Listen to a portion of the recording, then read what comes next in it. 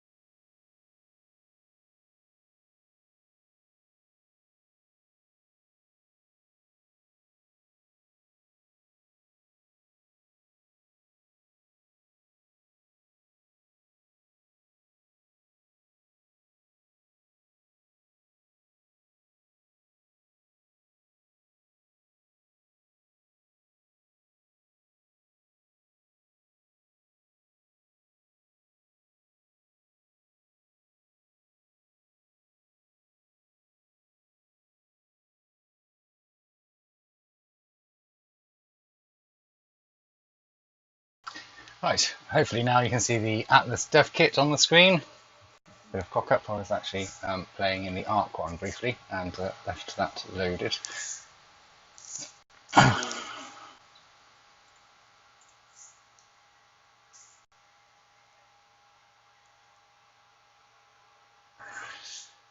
Right, so this is the dev kit. This is Total Structures that we have loaded. And I'm actually programming in the moment the building or S3 of buildings remove that horrible E thing that you all hate.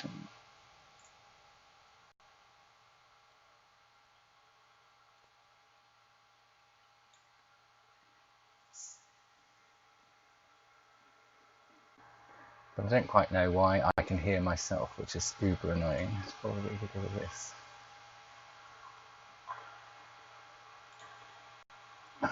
Right, hopefully I've now got rid of the sound of my own voice in my ear because it's giving me schizophrenia. Right, so I'll just run you through the dev kit really fast because some of you have probably seen it before, others may not have. We're at kit 2.07. Hopefully a new kit's going to come out soon. All your mods are listed down the side. I've set mine up so I've got two content windows, the play-in editor and all of the other settings that I need.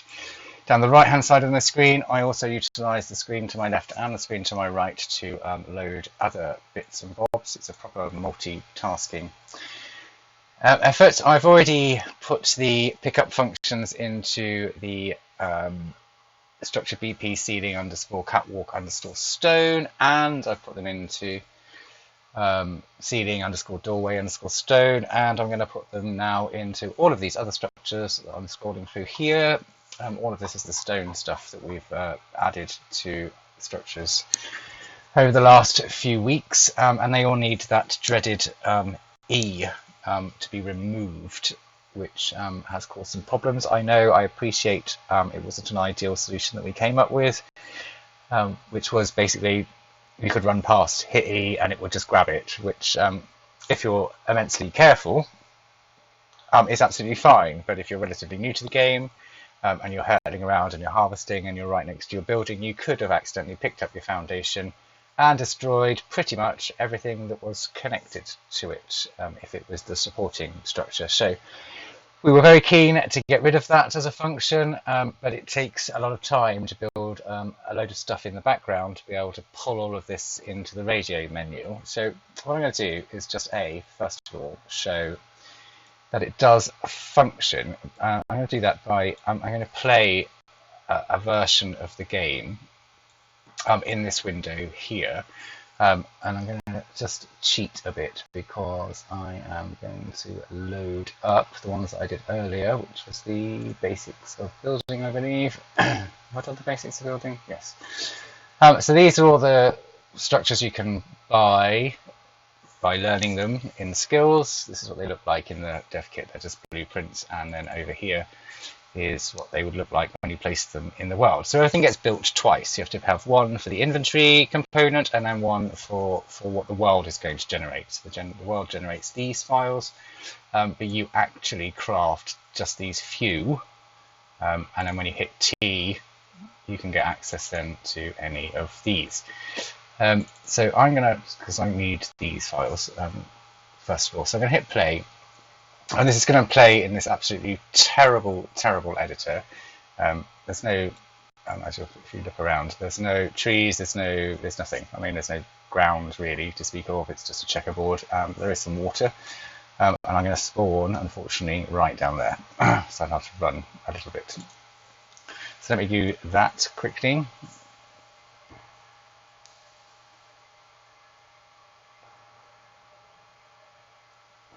Just have to bear with it while the computer catches up.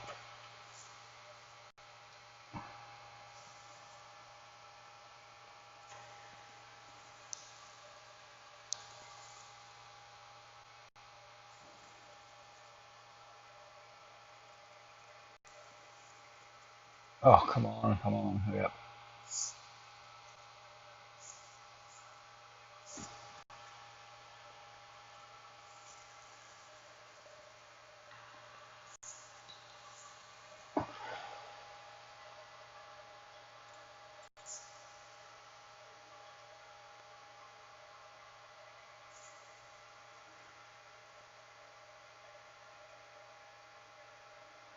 Yes, Timmy, pressing play the first time is never a great idea, especially if you're streaming live. There we go, it's done. Right, so I'm going to give myself... Actually, I'm not going to give myself anything. What am I talking about? I can just cheat and spawn them in. So I'll put myself on full screen quickly. So we'll get rid of the dev kit and just have the play-in editor. Hopefully you can see that all right. And I'm going to run along here. And I'm going to give myself creative mode so I can spawn stuff in, and we'll lay down the thatch floor first of all, because I know that one's been done. Total structures, thatch floor. Let's grab in 20 of those, and we'll grab some walls as well. It's just wall. Total structures version. Total structures, there we are. So bearing in mind the vanilla stuff has not been changed at all, so you won't be able to do those with these. So I've made sure I've spawned in the total structures versions, and first of all let's place down some foundations.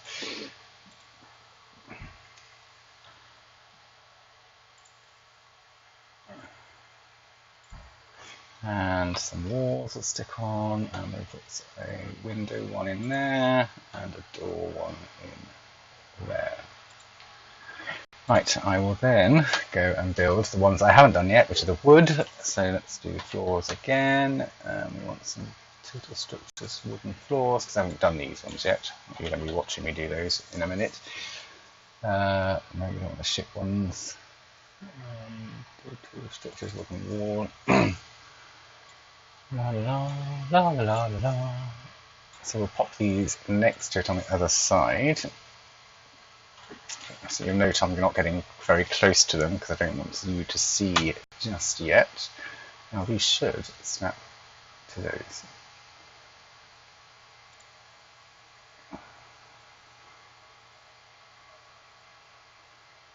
Come on, come on, come on.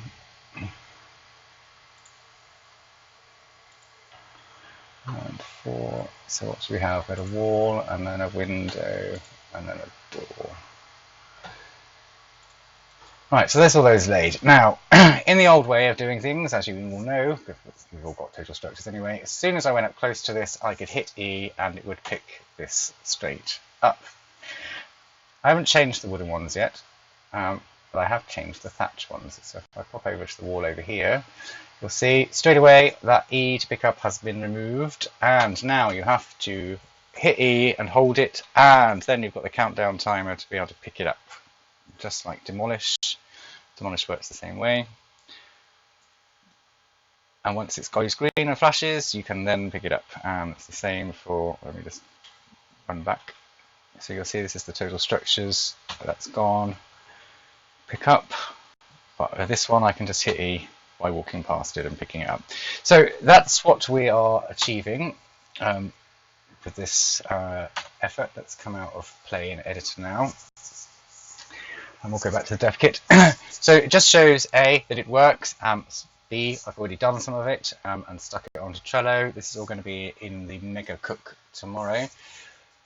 So let's see then, I suppose, how we do that. I've done tons of the work in the background. So we've got some interfaces built, we've got some functions that I've built that all communicate with one another. And then in each structure, we then have to place in some lines of code over 3 files and 5 variables for every single thing that we've already built so that we can achieve this. Hence, it's going to take some time. So I think I've already done, let's go to Trello. I think I've done the catwalk. Don't want to do the same thing again.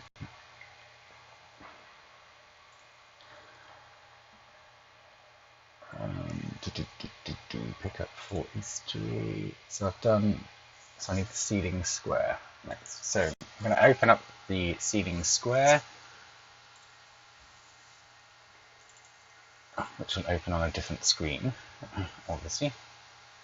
I'll just bring that in.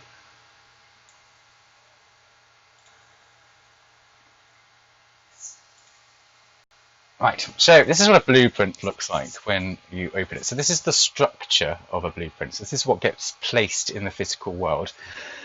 Everything down the left-hand side is a variable. We can turn it on or off. We can adjust its X, Y, and Z coordinates. We can adjust all its snap points. I mean, there's tons of stuff that you can do in here. All of it's parented to a parent from the game. So every time they change anything in the game, this blueprint will pick up what was changed in the game and add it to our structure. This is what makes us stackable versus not being stackable. But we're not so interested in here, except for a few things. Multi-use we need, because multi-use is the radio menu. So we've already got that we want to use it, but we want to use it at blueprint level. So we need to turn that on. And then if we pop over to the pickup options. This tick here is was our shortcut. By ticking this single box, it allowed everything to be picked up using the E. So this is what we did. We cheated and we just put a tick in this box on everything we made, and it allowed it to always be picked up. Now, we don't want that. What we want now is to be able to get the game to control some stuff on our behalf. So we're going to remove this tick. And we're going to pop over into our graph. So the graph is where all of our coding is done. And I'm not going to go too much into coding because you either know it or you don't. And I'll make some videos about how to create a mod from scratch. But the point of this isn't really to do that. It's just to show you right now what we're doing. So we need to create some variables. So any variable we create down here by hitting this button will appear in here, and then we can interact with that variable. Not that we want to, because I've got an interface that's going to do it for us. So I need 5 variables in total to make this work. Well, 4. One's for something later, so you're going to get an exclusive of what this extra variable is. So the first one is, you may recall, for those who've opened the INI settings for total structures, one of the variables in there says disable pickup. So I need a variable in here, if I can spell, that says the same thing. So disable pickup. Oh God, let's sake. Disable pickup. Now this is a true or false statement, so I need it to be a Boolean, which is here. So we can see here, this is a Boolean, so that means it's true or it's false. So disable the pickup completely from your game, you type true, and it will make all of the structures in the game that have this variable associated to it so that you can't pick them up. We need to replicate that, so we need it either replicated on initial only, or rep notify. We want the INI file to control this, so we want replicated initial only. That's what INI stands for.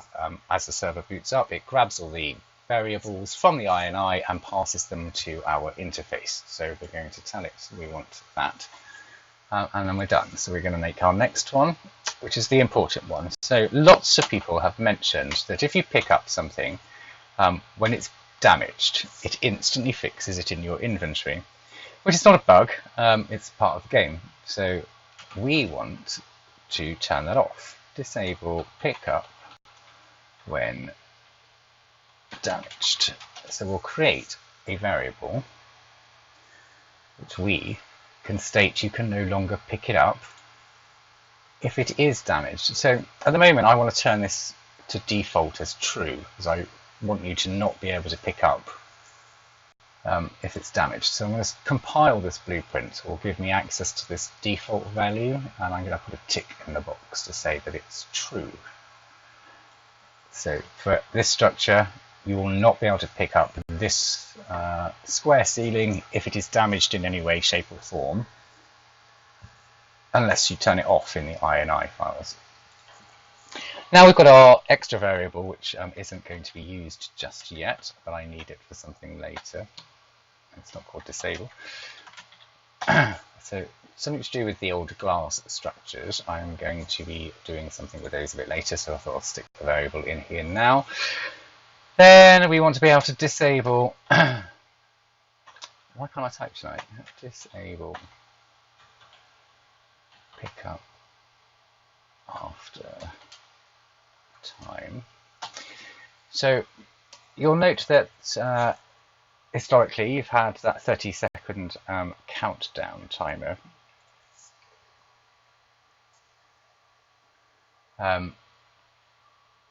We want to be able to change, or I want you to be able to change that number from 30 seconds by default up to a number of your choice. So this is a float, so it can be any number you like with decimal places. That's what a float is. And again, I want that to be done by the INI file, but I'm not going to give it a default. It is set at 0 by default, in which case the game will grab it and set it at 30 seconds. Equally, you can go to the INI files, and next to disable pickup after time equals, you can put a number next to that and it will override what's in the game. However, just note, if you set disable pickup to be false, which means nothing can be picked up at all, that number is useless. And then one more variable, which is time to disable pickup. So this is a 2-digit number, so it's a double, it's called. So what we can do here, for people who don't want pickup all of the time, you can set that to false, which will disable all of the pickup functions. But instead, you can then activate the time to disable pickup function, which is better than the disable pickup after time, because it states that in X amount of minutes, which have to be whole numbers, so 2 minutes, 5 minutes, 100 minutes, 360 minutes, you can put things down, and in that time and that time only, you can pick them back up again. Once the time has passed on the server, it will then send a signal to the client to state that this function is no longer available and remove the pickup structure from the game. So it's done by structure level. So if that is turned off, then you can use that. If you've got disable pickup turned on, but you want the 30-second delay to be better than 30 seconds or bigger than 30 seconds or shorter, we can disable the pickup after time. If you've got that on, it is highly recommended that you leave this turned on. It is turned on by default, which is the pickup when damaged. If you turn that off, there is the downside that if you pick it up, it will be instantly repaired when it goes into your inventory. There is no way for me to stop that.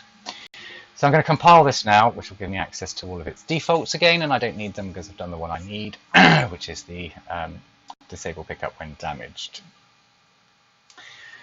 I'm going to save now because the dev kit crashes a lot. I now need to go and pull in an interface that I've built elsewhere and off screen.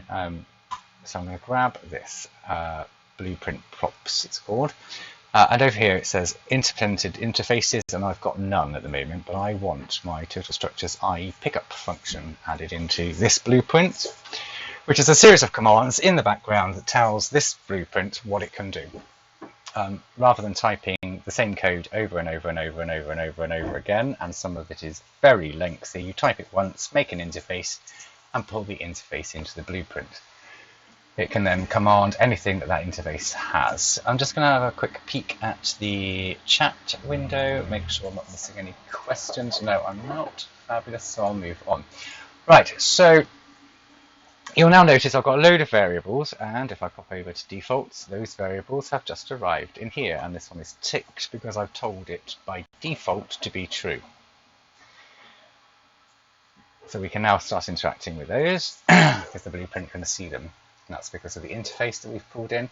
So the first things first is I need to activate the interface. So I need to create an event for that. So I'm going to right click anywhere on my screen and type iPickup. You remember that my interface is called iPickup, and I want an event that uses that interface. So if I click on that, I get this little blueprints backwards and forwards logo. If I create a normal event, we'll be able to see the difference. So I can create a custom event. If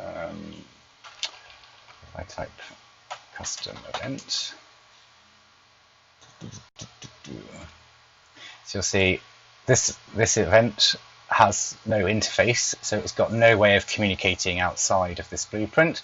This one has the little interface logo on it, so it will communicate across blueprints. I don't want this one, so we'll get rid of that.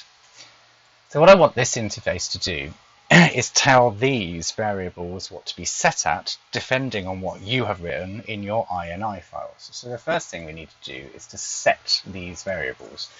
So I'm going to set disable pickup. And there we go. Now this is a global INI file, so it's got these two little bubbles. If I had a different variable, and I haven't got one, so I can't actually, if I create one now, I'm going to have to delete the whole blueprint. If it's not a variable that's going to use INI files, these two double globe spheres will not be there. So we know that we've got the right variables and the interface can see them. So from that, I want to then tell it to then go and set the next one. So this is a chain of events. First of all, we want to start the pickup event and then set all of these variables in turn. So now I want to set disable pickup when damaged, and then I don't have to do anything with glass because it's not active yet. Disable pickup after time. And then the last one is set time to allow pickup. Now we want all of these to be able to show on a menu, so we need to multicast all of them. That one didn't work, there we are, and then hook them up to the main event. So, and they go in the right order. So disable pickup, then pickup when damaged. And you can tell because the pins are all the same colors as the sets. So that's that done. We now have the blueprint knowing what to do with the INI files. It basically reads them, finds this line, whatever you've set it to, true or false, it then passes it to this set variable. So in the game world, that whatever you've put in there, true or false, or 0 or 1, will be carried into this set. We can then use that variable in other locations. So that's what we're going to do now. There are some inbuilt functions into the game, and we're going to start calling some of them.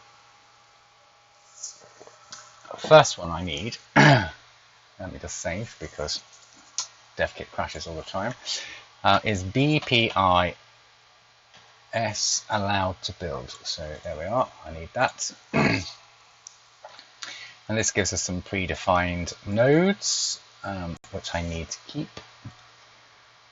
And they need to be hooked up and I need a select integer node, which tells it to select a certain thing based on a certain idea. So I don't want it connected to A, I wanted it connected to B. Let's break that link. I wanted to pick A if there is something wrong with B, which I'll talk about in a moment. And to get the argument to get B, I need an equals to or equals equals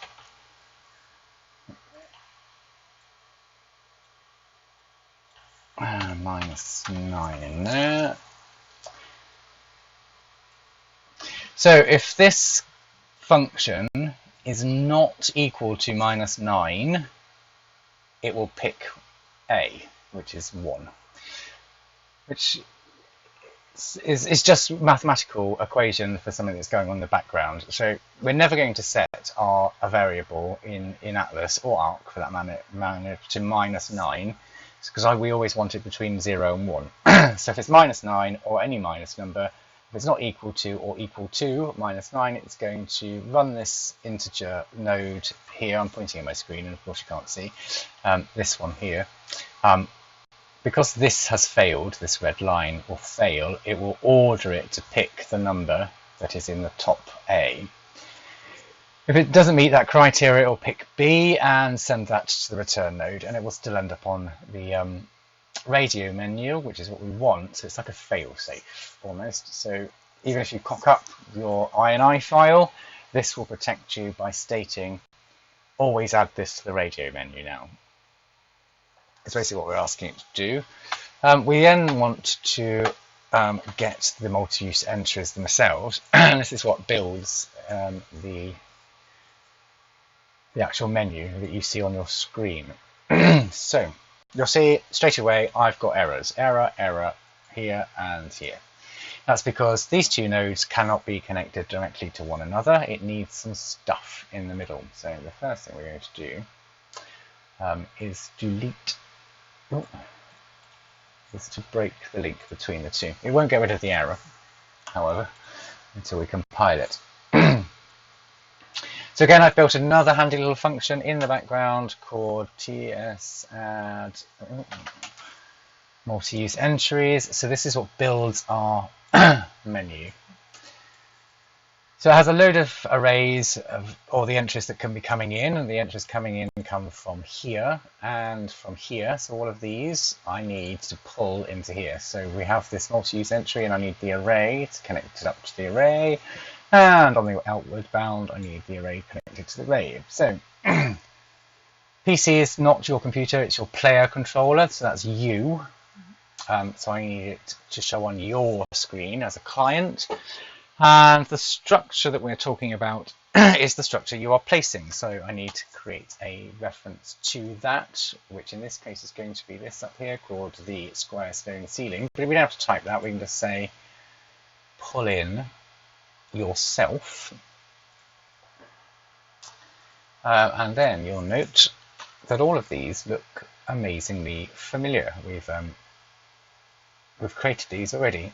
So we can now tell this to send this data, this set data, into here, which will build the actual menu for us. So we're going to grab all of these and we'll drag them in. We have to do it one at a time, which is a bit of a pain in the arse. And we're going to get that information. And we're going to get this information. And we'll hook them all up in a minute.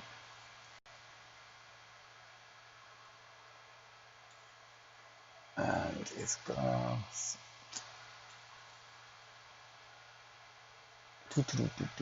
Get. And disable pickup after time. Once I've done this, I will pop to the chat channel just quickly, just to make sure no one's asking any questions. And finally, disable pickup after time. Oh. If I clicked it, get. Now I'm a sucker. I like everything all lined up and nice and neat. But you can literally chuck these anywhere as long as each one hooks up to the correct corresponding part in the menu. You'll notice here there's a different variable called has alternative models. It's not active yet, but it's something that's coming for glass. So that will be when you'll be able to tint your glass one side or the other, both sides, or completely transparent.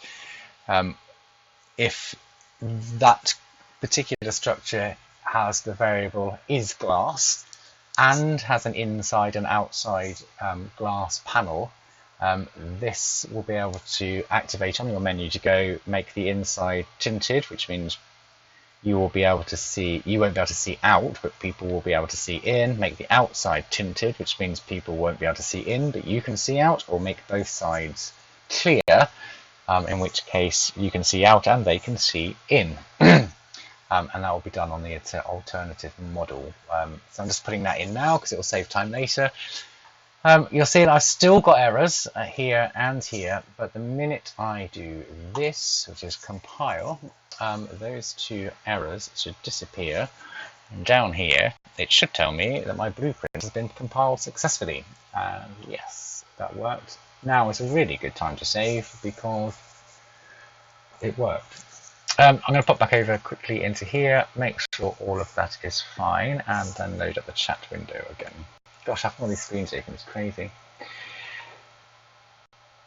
Good. Right, everyone seems to be following along. Do ask questions in the chat. Unfortunately, I've disabled my Discord because, as some of you will know, I get a lot of messages in Discord, and I don't want them flying through the live stream. So we're just going to use the YouTube chat channel for this. So that's basically what I've got to do now for 2,500 files. I've done a couple of hundred. It was a little ambitious, perhaps. I thought I might get this all done tonight, because there's just no way I'm going to. Thankfully, though, you can copy and paste. So I'm going to pop into Trello now because I've just done the square window, and I haven't done the ceiling square, which means I should tick that so I don't go and do it again. So we're going to save this again, just to make sure the tick is removed. And did I put in the multicast? Multi-use, not multicast. And yes, it's in there. Right. Epic. Right, we can then close this and we'll move on to the next one. So we're going to do that again. Nice and a bit speedier this time. Let's pull this over. The problem with having 3 screens is all of these files just pop up wherever they want. So the first thing we do is multi-use. We want to make sure we activate it properly. And then we want pickup. I'll get rid of this horrible cheat tick. And we'll pop over here. We'll make our variables really fast this time. Disable.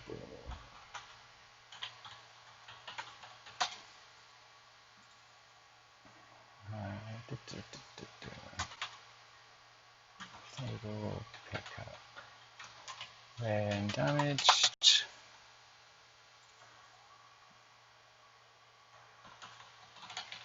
Here's glass. Disable pickup. After time. I'm setting them all as booleans right now, and I'll go through them one by one over the other side to fix them. And time to allow. No, time to disable pickup is what I called it, isn't it?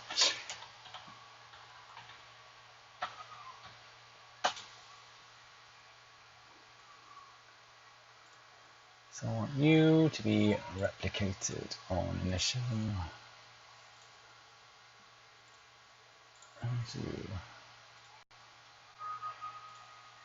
And you I don't need anything for right now. And you is going to be a float because I want any number you want.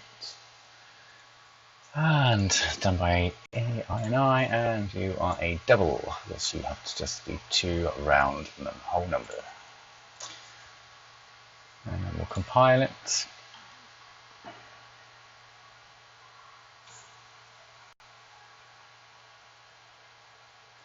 And then over here we want that one set as true. Now to save time, I can actually copy what I've just done from one blueprint into the other, thank goodness. Although copying while streaming might be a bit of a challenge.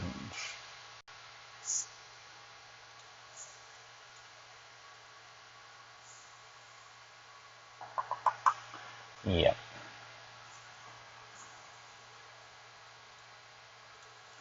We're going to see and watch the dev kit crash now.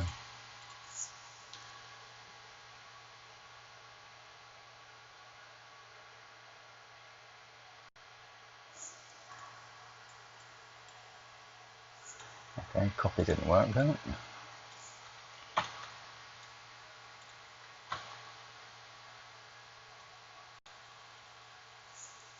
There we go. Right. So I've just copied it in from the one we just made, so I didn't have to say copying. It's normally significantly faster than that. Oh, bugger, see?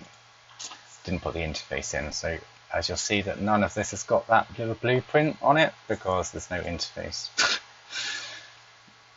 So I need to now get rid of this because I need the interface to work. And without the interface, this doesn't work properly. See, now we've got this little logo back up here to say the interface is activated properly.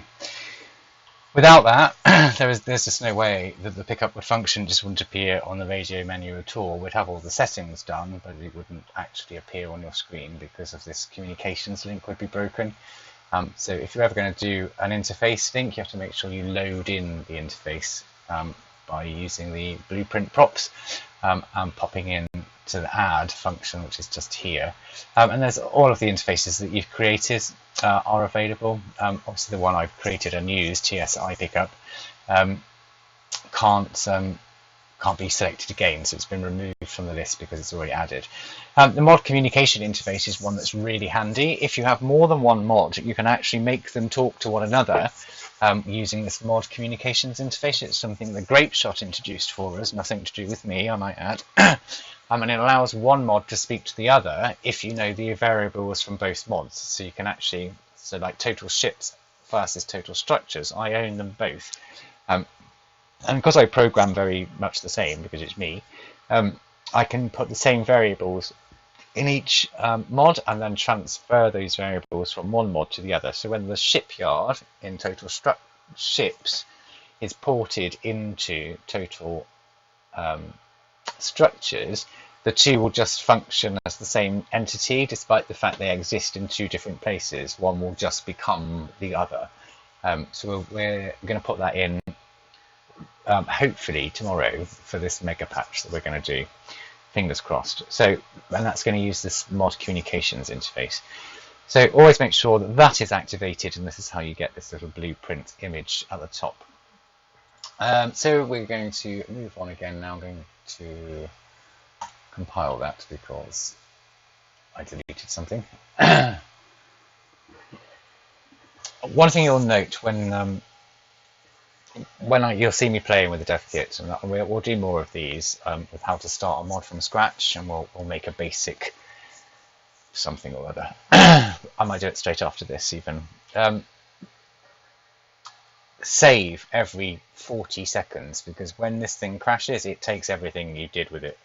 If it weren't saved, it's gone. It doesn't just go, it completely deletes the file. You have to rebuild the whole thing from scratch. And if you've just done an hour and a half's worth of work of hitting all these nodes and lining them all up, the last thing you want is for all that to be gone. So you'll notice that I hit compile and save a lot, and I will, if this is the only thing you ever take away from anything I ever tell you, if you're in any dev kit, Ark as well, and Conan, is it the neighbor one? There's a silent neighbor or whatever it's called, bad neighbor. Compile and save. Those are your bestest friends in the higher world. Compile will tell you if there's anything wrong. Down here, it'll tell you exactly what's wrong with your blueprint, and save. Obviously, you can still save it though it's broken, so you can come back to it. Many a times I've had broken blueprints at 2 o'clock in the morning, and sometimes a fresh pair of eyes. Just save it, compile it, save it. It will list what's wrong, and then come back in the morning, and whatever's wrong will still be wrong, and then you can click on each link and it will take you to the node that's broken, and then you can work out what's wrong with the node. It's normally because you haven't connected it up to a corresponding pin properly, or you've just compiled a great big bunch of poo. Oh, I've done that too. Don't get me wrong, I'm not a bloody genius at this. Right, anyway, so let's move on. Anybody remember what we got to do next? We've got to pull in some stuff.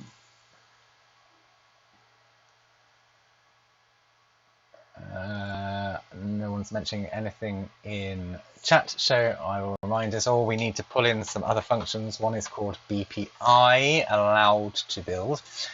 We need that, and that will give us these two little nodes here. I like to create some room. I also like very straight lines between my nodes, you will note, and I'm just going to copy again because it's the same stuff. So I'm going to copy those across. So again, it's the select an integer and based on this error. So if there is anything wrong, it's not equal to or equal to -9, it's going to be ordered to put in a 1, and that's exactly what we want. And we're just going to hook all that up. So we always hook up to the bits that are zeroed out. So if we hooked this allowed to build into the -9 section, 1 would become the answer, in which case it can't ever fail, and you'd get an infinite loop error. So this integer wouldn't work anymore.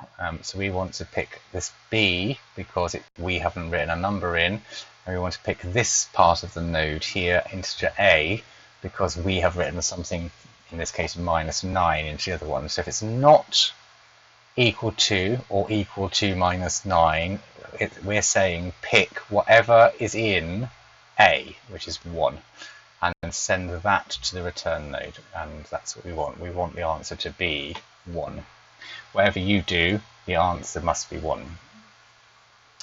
We're then going to go grab the other one, which is BP get multi-use entries, which is what builds our radio menu, remember? And this will always come up with 2 errors because these 2 nodes cannot be connected to one another. So we're going to have to break them. So we'll break the links, and again, I'm going to copy these over.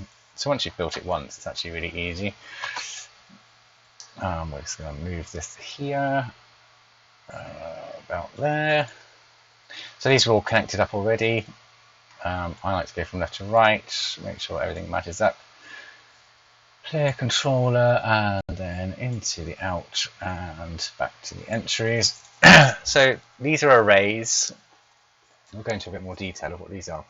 So the PC is the player controller, which is you. Whatever you see on the screen and you can act with is part of your player controller. So you are an actor and a pawn in a 3D world, and you need to be governed by something in the game that allows you to be able to hit E, or hit E for more options, or harvest something, or throw something, and that is called a player controller. A controller controls your player.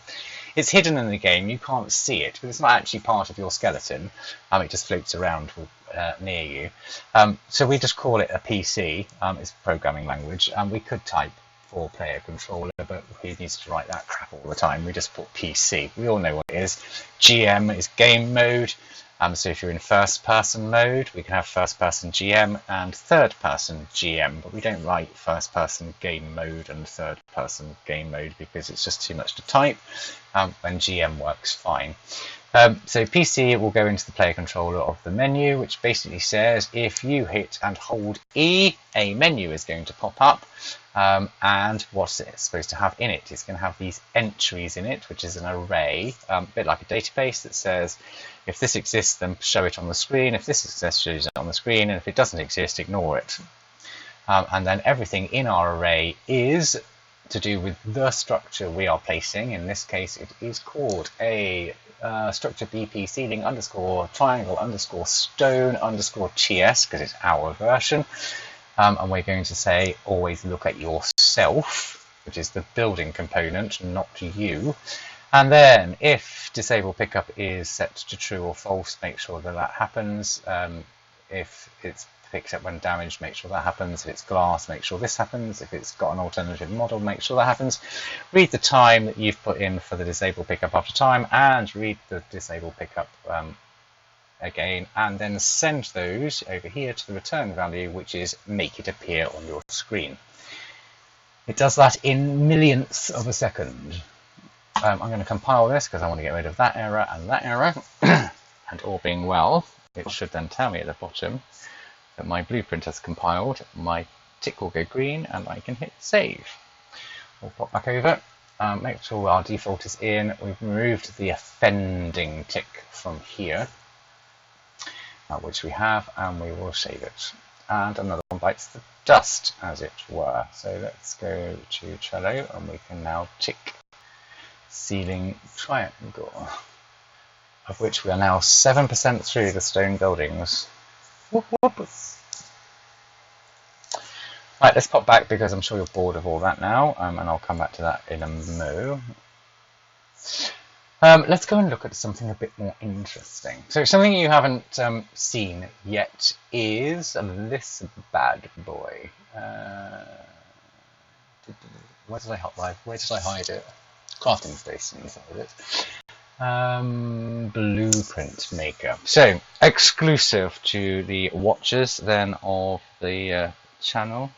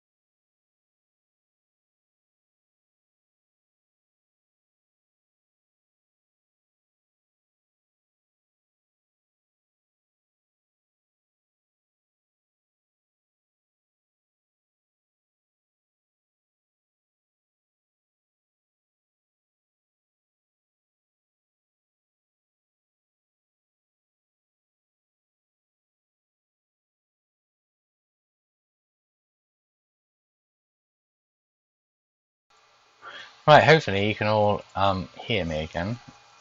I'm not sure what happened, but I think screen got interrupted somehow.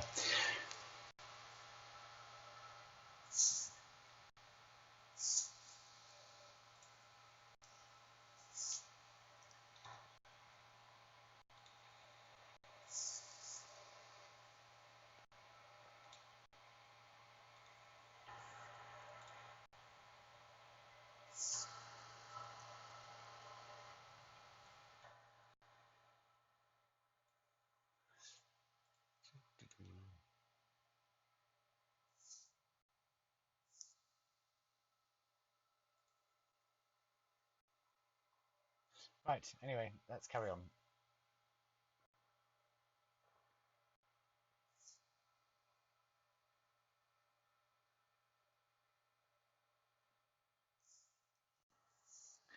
And I can hear myself again. Why can I hear myself?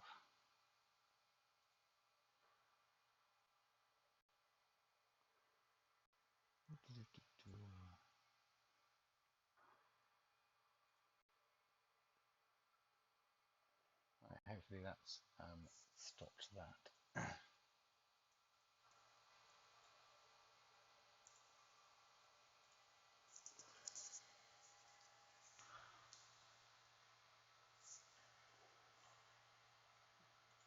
Or not, as the case may be.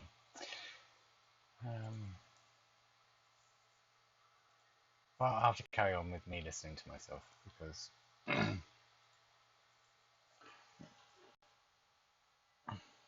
don't know why I can suddenly hear myself again. Right, anyway, it doesn't it doesn't in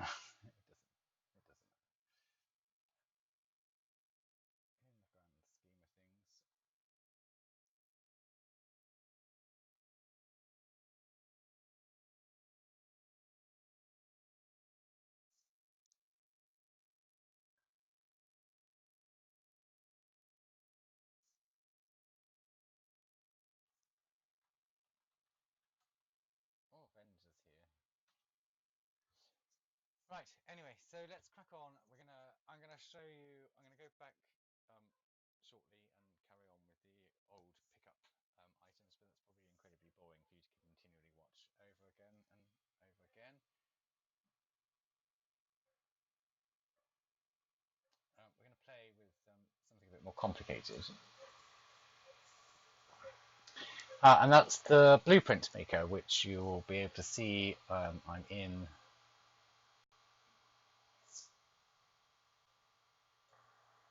Let's make these bigger. So I'm in its folder now. This comes with a ton of stuff. So it's got a table. It's got its own destructible mesh, which is the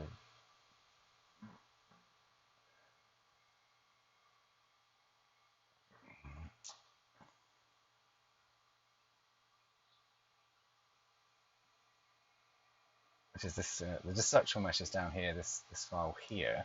It's got a browny orangey color underline, so I can make it actually be destroyed in a very special way, which is so it's a bit more resource efficient.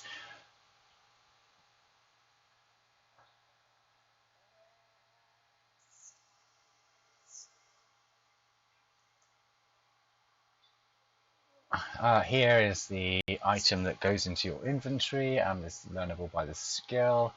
This blueprint here is what you can place in the inventory. You've got its textures and its materials. So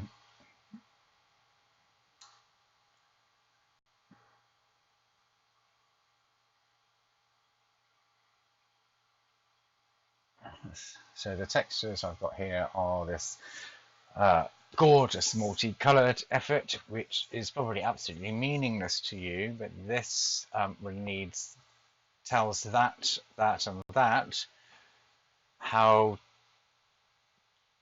deep to make grooves and slats between things. We've got the brown wooden file here.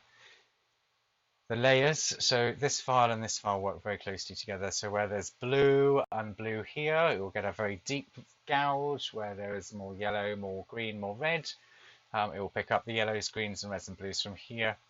And so with this normal map here, which is what puts the actual roughness over the top to make it look like it's a 3D object, when in fact it is a 3D object covered in a 2D file that makes it look more detailed than the structure actually was.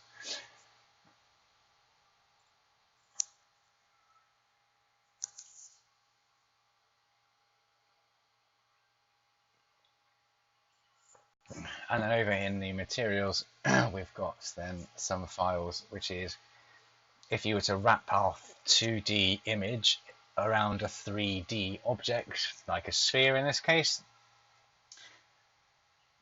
using those files, you can see we've got absolutely deep gorges in here, lots of shadowing, but this is a perfectly smooth sphere, but I can make it look really rough and jagged, yet the object that it's attuned to is completely flat.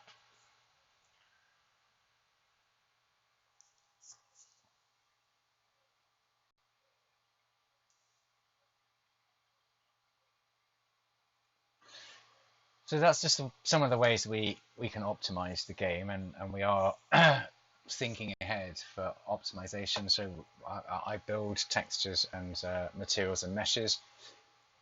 Unlocky does the same, is we strip out as much of the stuff that we don't need, and we'll do it with painting instead, or texturing.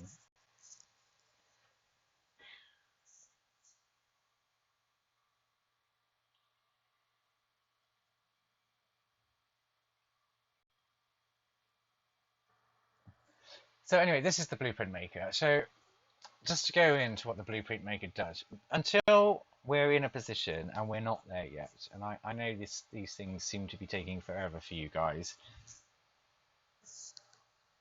but we need the time to be able to do this properly. And it's also very difficult to get blueprints into the game from drops for a blueprint that doesn't exist, and for everything that we create, we'd have to amend numerous files to make sure the blueprint's dropped.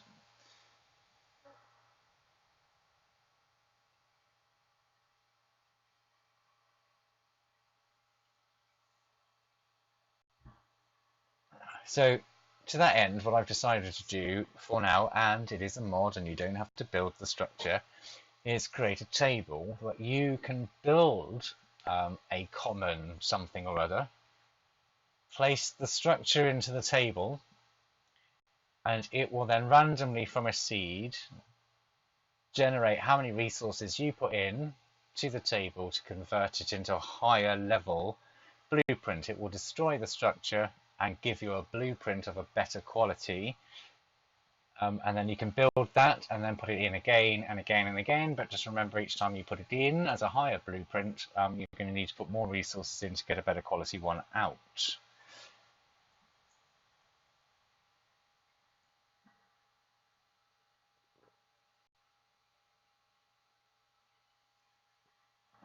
So that's another function. That's a new feature. It wasn't requested. It was just something I've decided to add into the game as a tide is over. And I don't think I'm going to take it out actually once it's done, because it's a lot of work.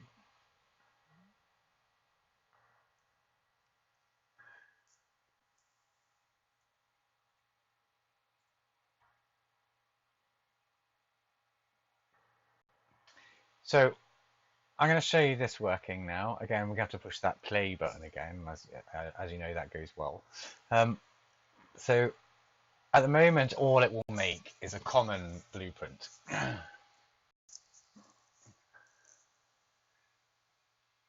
So here we go.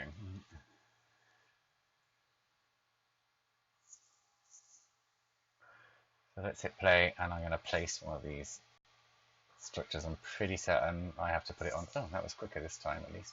So first of all, I'm going to spawn one in.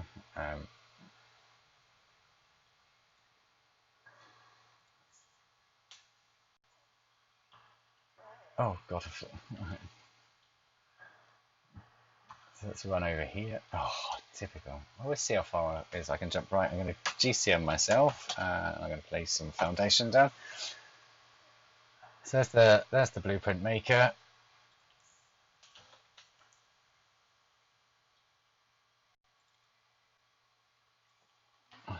Let's whack these down. Let's put 4 of these down.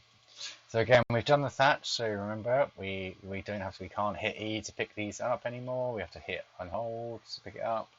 And just to show you the other bit, it is the. Oh, I don't need to do that here. I'm pretty certain.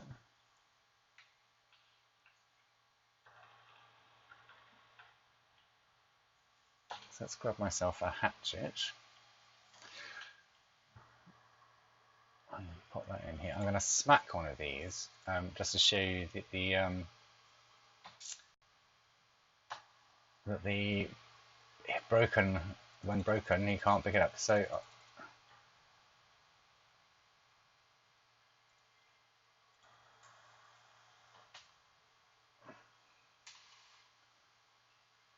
I've hit this one and I've hit this one, but these ones I have not. So that one is still fully repaired, that one's still fully repaired, but the two on this side are now slightly damaged.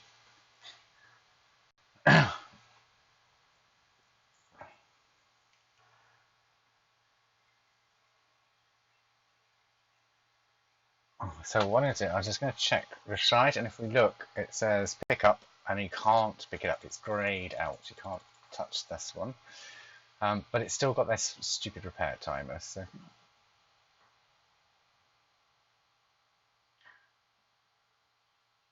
and then this one as well. This one's also damaged, and also still has the stupid repair timer. So we're going to wait 2 minutes for the repair timer to go away. I'm going to give myself some resources. So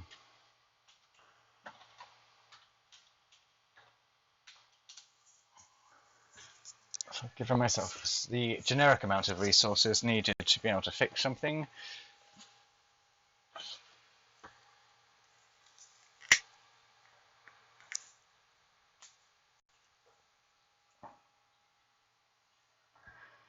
Pop into the damage repair 1 minute 30 seconds. This one's going to be less, I think. Oh no, let's see. So if I pop around here, I can pick these up because these ones are not damaged. So it clearly lets me pick it up, and I can actually pick it up. Let's just put it back down.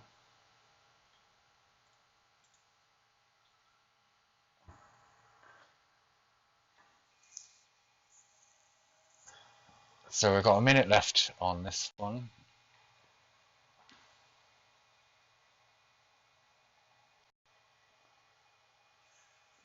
I'm not going to repair it.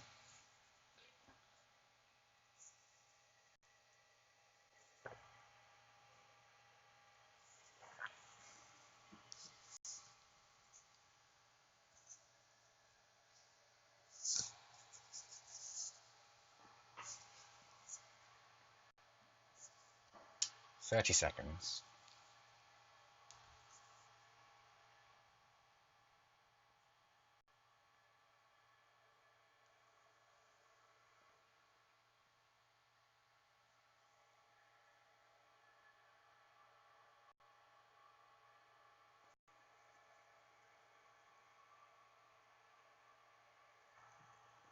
So as you can see from the image on the screen anyway, I need 1 wood, 1 thatch and 1 fibre to be able to fix this, and I'm carrying 50 of each. But I'm not actually going to fix it straight away. Now the repair timer has gone. If I hit E, I still can't pick it up because I have not fixed it. So if I now fix it, and then hit E again,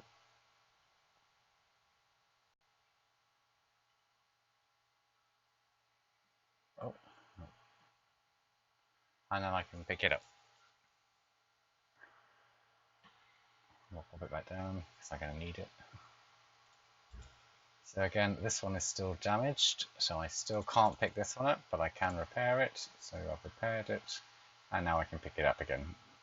So all of that is functioning correctly. So let's put this table down anyway. Oh, actually, I've just taken this out of the game.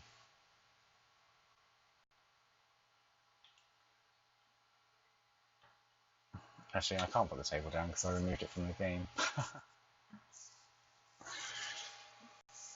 Let me pop it back into the game quickly. So you get to see Primal game data for this then. So we're going to leave this open at the top, and this is why I have 2 contact windows open, is because I quite often need them. So I'm going to pop into my mods.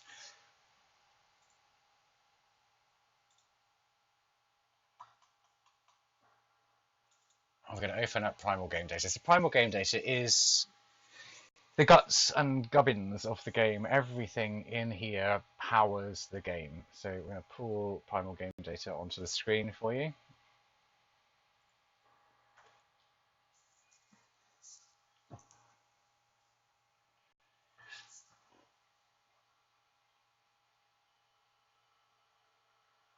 And this is one of the biggest files in the game.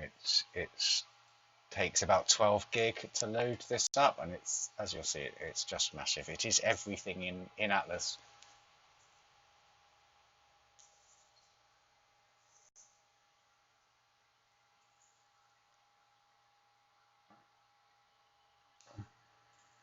So I'm going to cheat a little and show only modified properties, which just shows me the stuff that I've modified recently, and I want to go to this additional structures to place, and I'm going to add in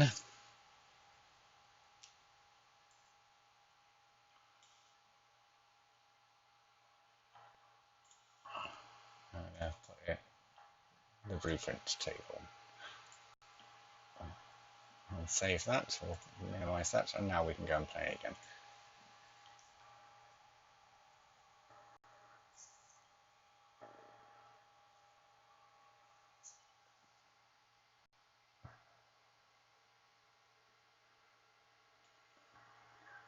Give myself one of those, and here we go again.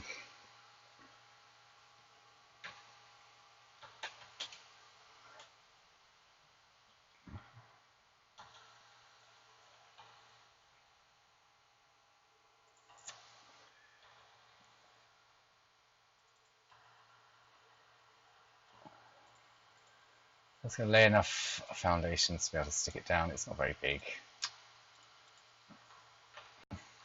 I think that's all I have to do. I hope I don't have to put it in the skill tree. No, there we go. So it is one foundation wide, as you'll see.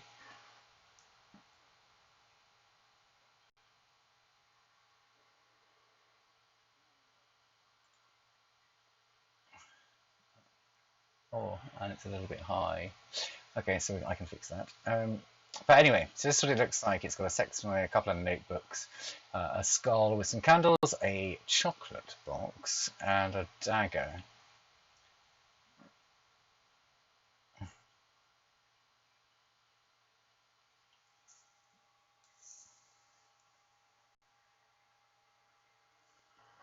If we access its inventory, it's got quite a few slots, and if we grab a foundation, so it has to be a pre-built structure that goes into it. If you pop a pre-built structure into it, oh, it's not going to do it now. Why is it not doing it?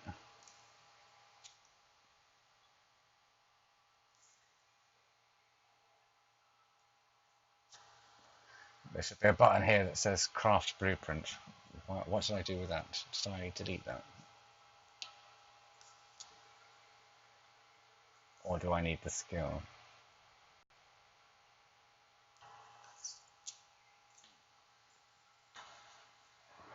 So I took it out of the game because it didn't do anything except make common blueprints, and I thought, well, no one's going to want that yet.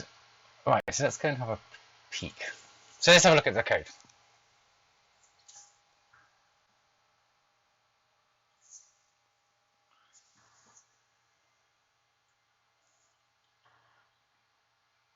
Let's see if we can make it do something different. So we're going to pop into the graph straight away. So you'll see these note, there's a lot more of these, a lot more variables. The pickup times are all still there.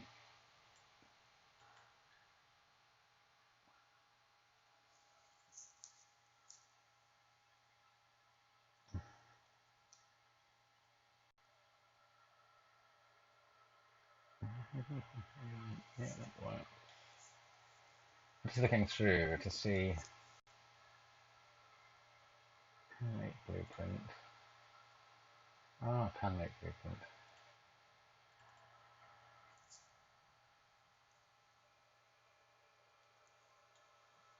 Let me see if it's able to. Why it's not allowed to make a blueprint.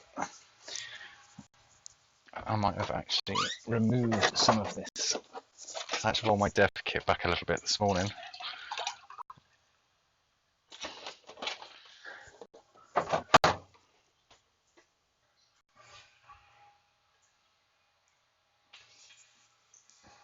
Oh my god, you just heard me pour water out of the fridge there.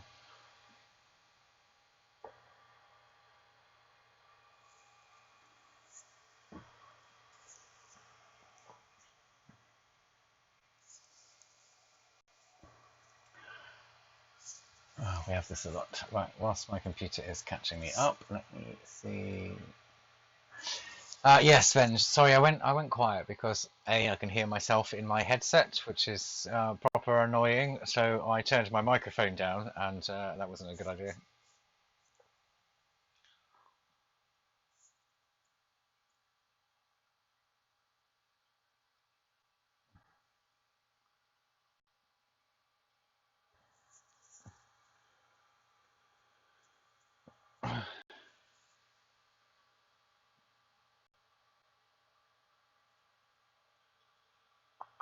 Right, rebuilding class hierarchies takes an age in the dev kit, so we're just going to sort of bear with for a moment.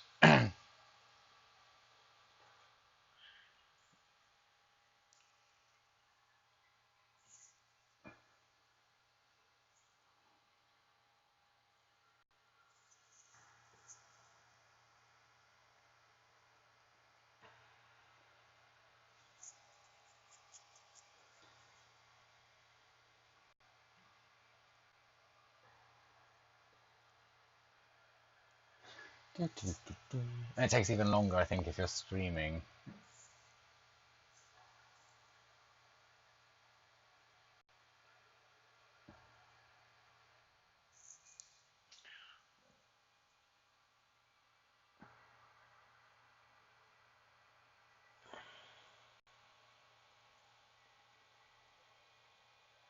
Right, good, we're in. Right, so you are about to see something a bit more complicated in terms of blueprint. So this has got lots of nots and ands, and you can't do that if this doesn't do that, and etc. etc. etc. etc. Shame. So it says that you can make a blueprint.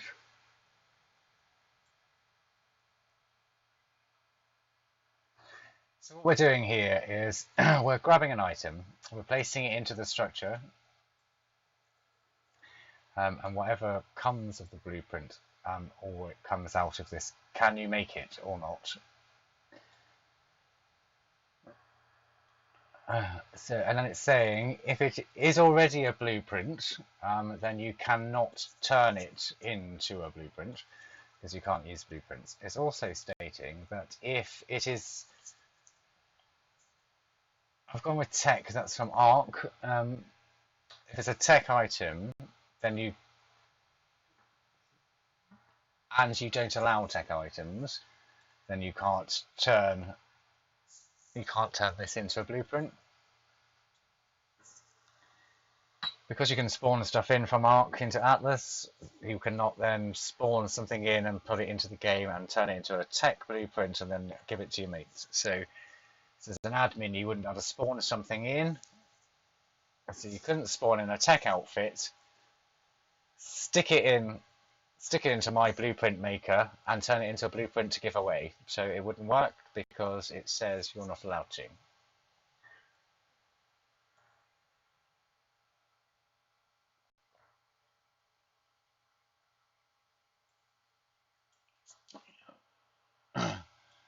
Equally, you can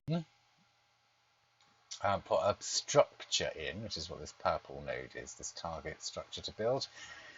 So as long as it is a structure, you can place it in, and as long as you have allowed weapons and or armor variable in the INI, it will allow those to go in and will allow a blueprint to be made. And then the two that you can have is equipment and weapons.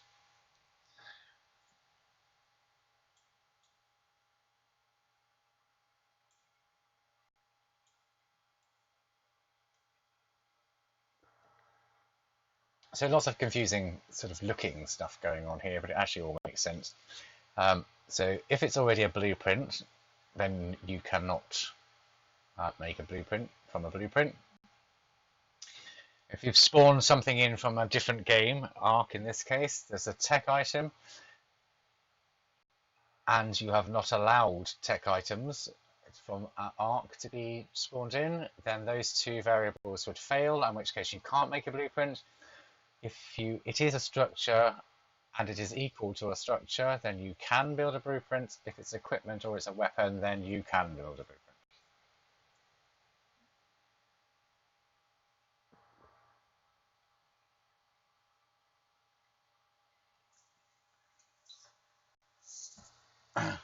So that's basically what this does, which is just lots of red on the screen, all linked together to make it work. But it's all logic based, so it's all ands, ifs, and not.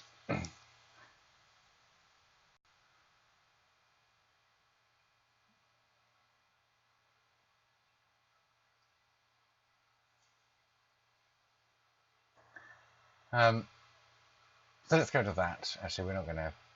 I'll play with that tomorrow, I think. Let's move to the alchemy table you've seen. The other one we've got is the farmer. So the farmer farms your crops for you.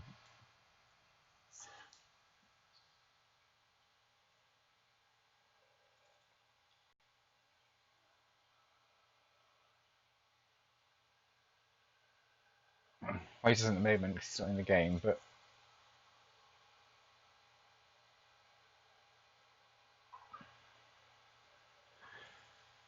so here he is. So he is a pirate. Let's go and have a look at him. I won't spawn him in because he takes too long at the moment, so I need to optimize him a bit more.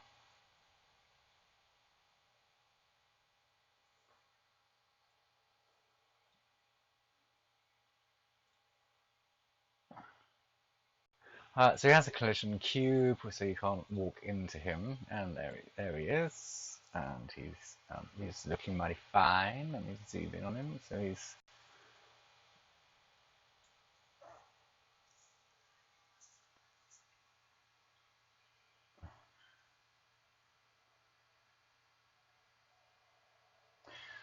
and what we've done with him, I say we, what I've done with him is I've given him loads of, I've given him an animation, so he's got an idle, so he'll breathe in and out and he'll sway slightly from side to side.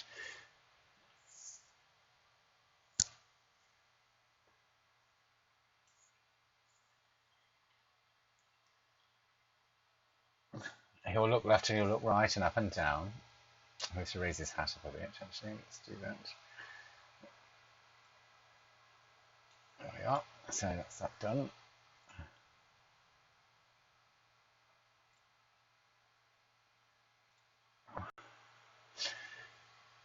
So his hair was sticking out of his hat. That's quite annoying. So he's got some ripped trousers on. Let me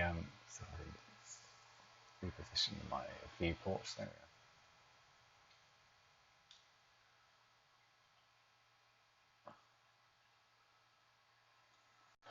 And all of those will animate with him. So what we've done is I've given him a shirt, and that's a static mesh component. I've given him some trousers, or pants as they're called in America, and that's a static mesh component, a skeletal mesh component, and his hat. So all of his stuff will move with him.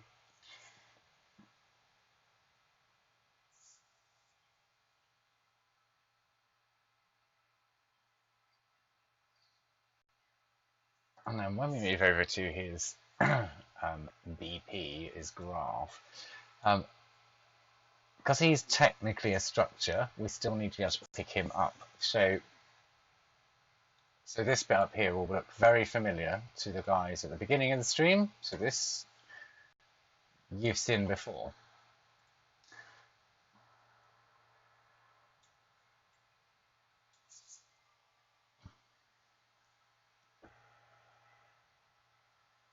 But the stuff down here is all quite new. Let me just get rid of the details tab quickly.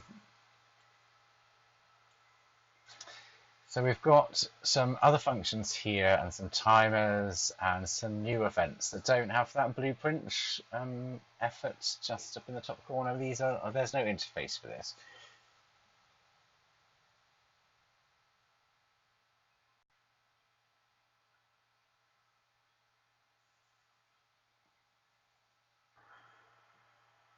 And what this particular event does, let's say event BP container has been activated.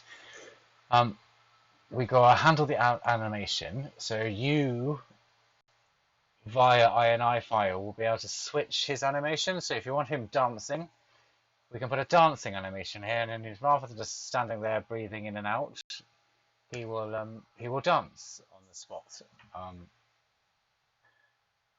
We definitely want him farming, so we've got a farming function here, which will allow him to farm. So we won't bother with the animation because we all know what an animation is. So the animation is basically what he will do when he's not doing anything. And we don't want him wandering around because he needs to be by your crop plots. So we will go and have a nose at the farm function. So this is a pre-written piece of code in the background that I can call upon whenever I want.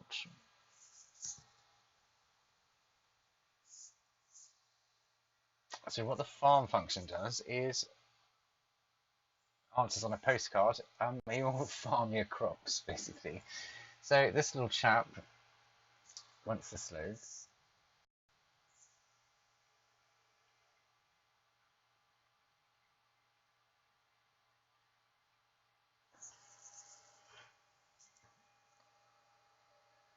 or woman, because it's not just a chap actually, because you can actually switch this out so it's the female variant as well. So.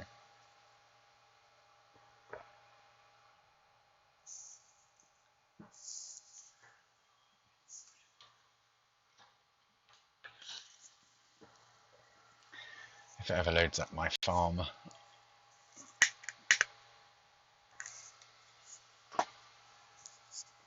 Function, come on.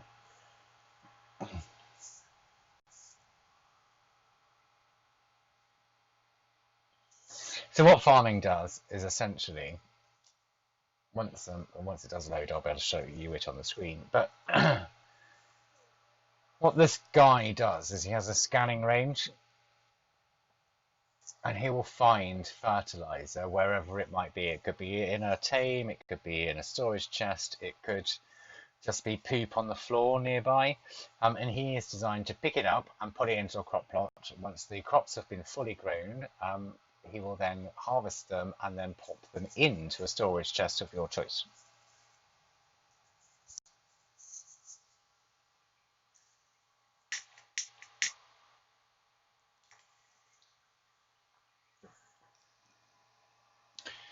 Presumably a food larder, because why would you want to put him anywhere else?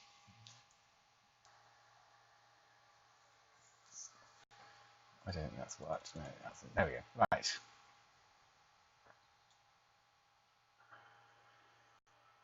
So here is the farm function, which is basically if there's a branch, it means you want to do something. If it's true, carry on. If it's false, do something. So in this case, if it finds an active container that is part of an inventory, refresh the inventory, which is grab it from the inventory, refresh it so there's now 0 in that inventory and 1 in his, or 10 in his, whatever. Then we want a sequence that says do this and then that. So we want it to first of all, if it finds an inventory that is active and has poop or something in it, collect it. If not, distribute it.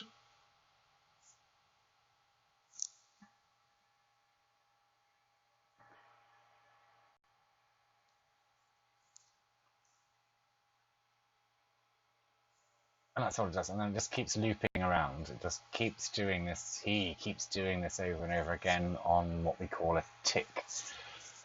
So a tick is a server impactor, so we don't use them very often because they cause lag. Every tick you have in the game will slow the game down.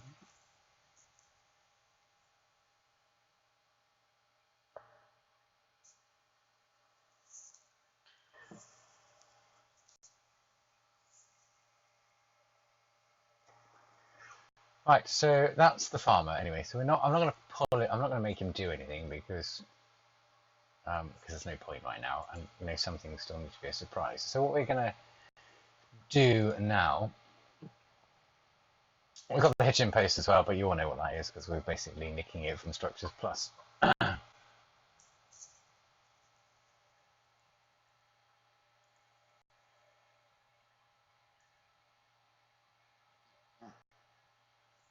So I'm going to show you how to make a mod yourself. So in the dev kit, once you've downloaded it, and bear in mind it's 134, 143 gigabytes to download, and it's about 180 gig once you've unzipped it.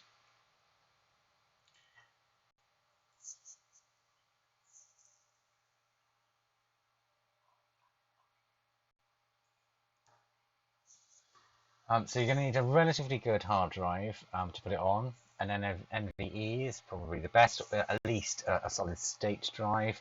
You can get away with a USB drive or just an internal SATA drive, but bear in mind it's going to be slow to load up, especially the first time you do it. You're going to be able to see how slow it is because I'm going to allow this to run from the beginning. So there are a few files you must have to create a mod. So I'm going to close down Structures. So when you load up the kit, you'll get. Let me put mine back. So you'll get yours will look like. Not details. This is called.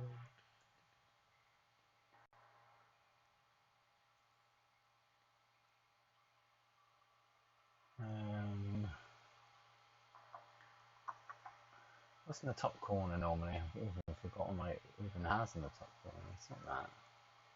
It's not layers. There we go. So yours, when you first open it, will look like this. So you'll have a modes panel in the top left, a content browser in the bottom right, which will probably not.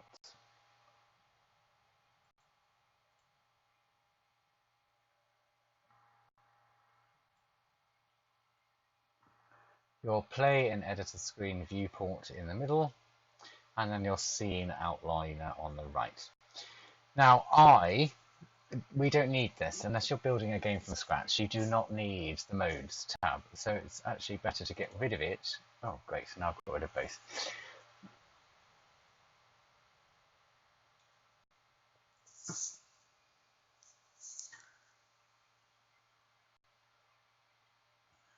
So I'm going to bring them back. So I want two content browsers, one for my mods and one that I can see the core game files in. So I'm going to bring back two content browsers. So I want content browser 1 and content browser 2. And we basically put a tick in them. And there's one, and then content browser 2.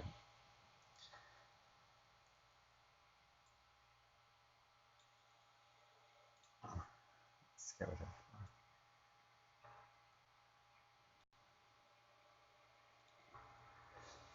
You can grab these and dump them wherever you want. So if I want it here, you can just grab it again and dock it back. So these are all dockable. You can move them around wherever you want to dock them. If you want them side by side, which will take up a lot of room. So I dock mine. So I've done normally two at the top, one at the bottom. My PIE or play in editor, and then my scene outliner and my details tab and world settings. Very important you have world settings open, so we always click world settings because we need this tab.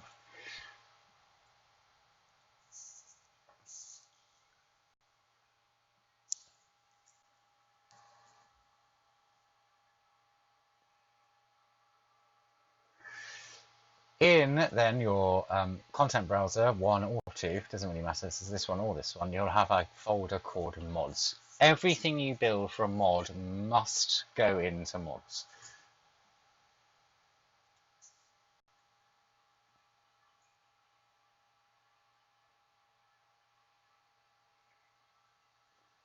So we're going to create a new folder in there, and we're going to call it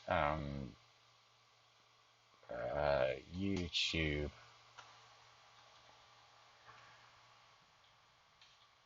tutorial.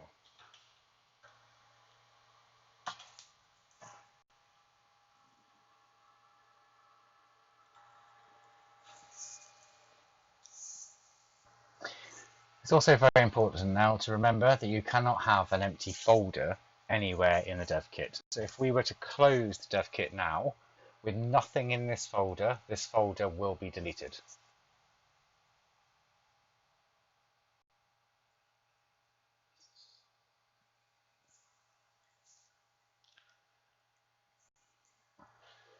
So let's pop, and this is why I have 2 windows open. So we need some files in here to be able to keep this folder functioning. So first of all, we need a map to be able to play in. So this is a map.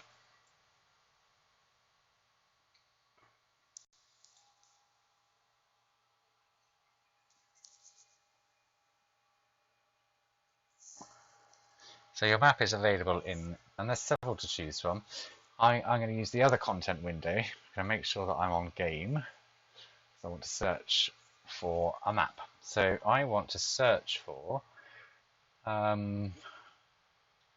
test map.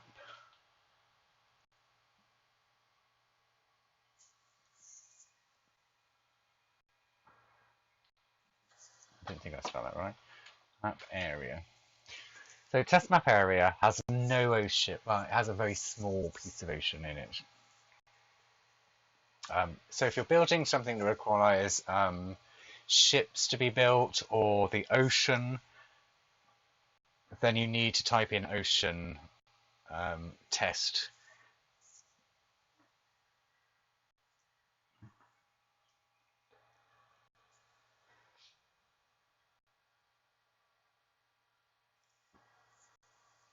Right, I just need to go to the bathroom really quickly, so I'll be right back.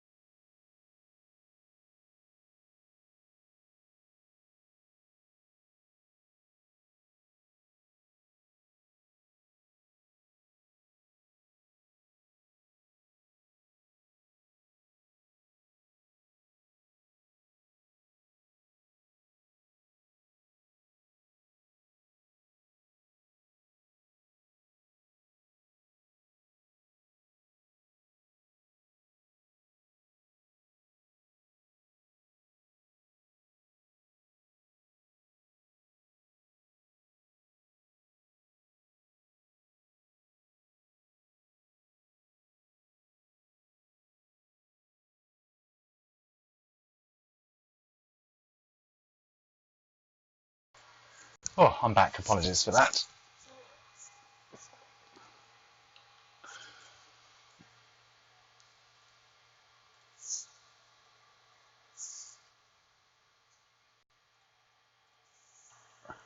Right, so we were just about to get our test map area. So I've searched at the bottom of the screen for test map area. I just happen to know what it's called, but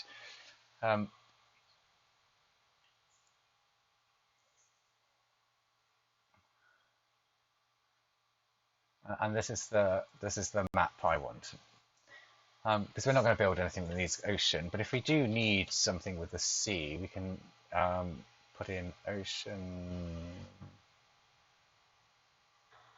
test.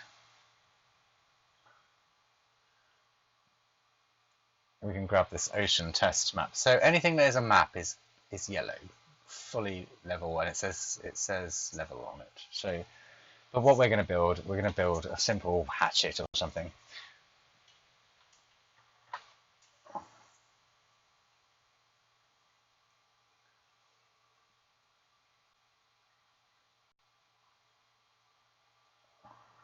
So we'll grab that. So it's incredibly important, and this is an absolute must. You must not change the name of anything in the core game.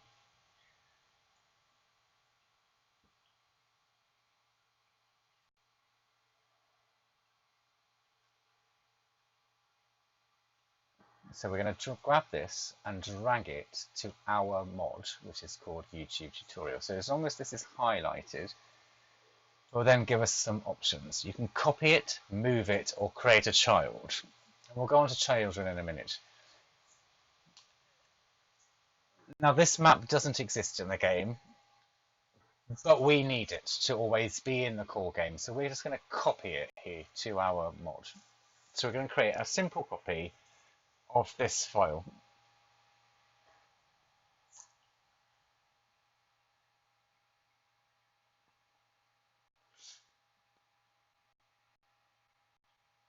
And we're going to rename it by hitting F2 or right-clicking on it. And we can now call this file whatever we want because it's in our folder.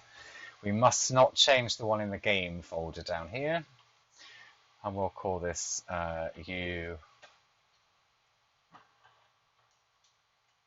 YouTube map. So we'll just call it that.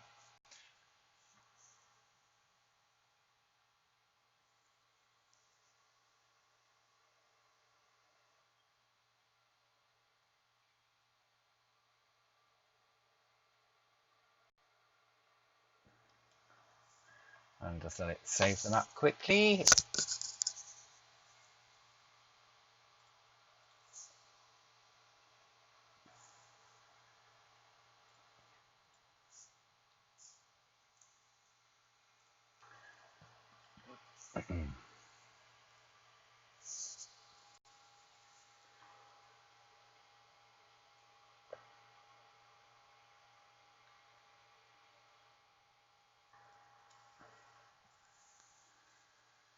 No rush. This will take a bit of time, especially as I'm streaming, but the next piece takes an epic amount of time because it needs to load 12. Well, it shouldn't do, because it's got to load 12 gig of data into memory and then process it and then make the file. So.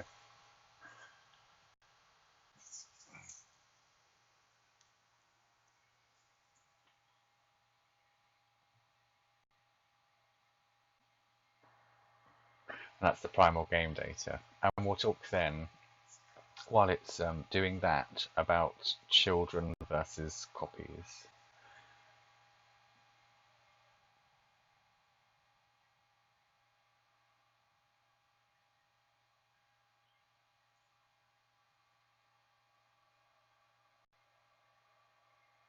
So you'll note the map I've just made is a copy. So now if the game people, Grapeshot in this instance, change the core game and amend what this map looks like, it will have no bearing on my mod whatsoever.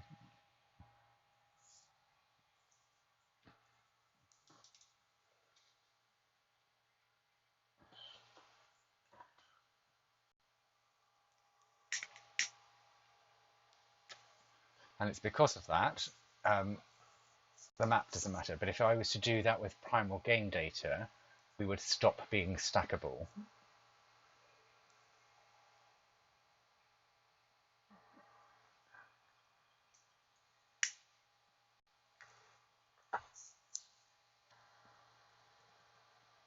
Which is what basically has happened to Atlas Plus.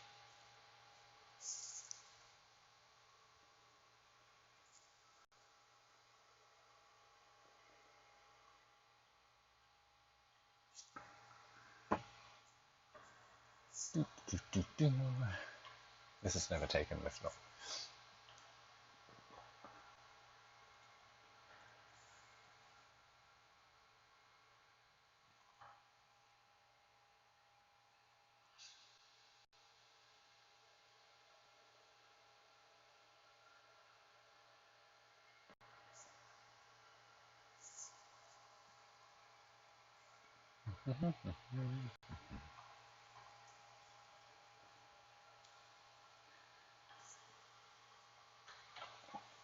We can always check if it's working by Control Alt or Delete and go to your task manager. It will state that it's not responding.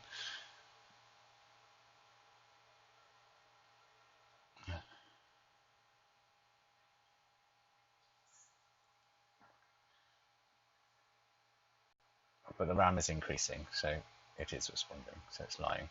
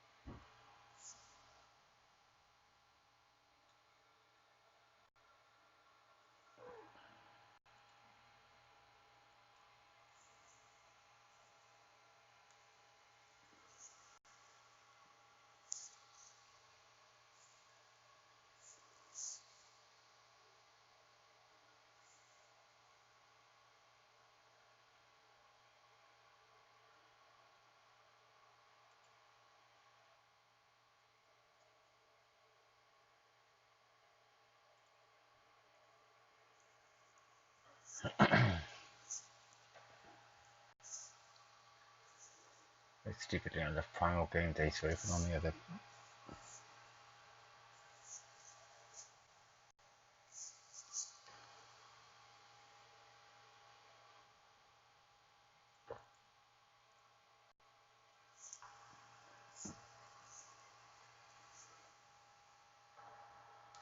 Welcome to the dev kit.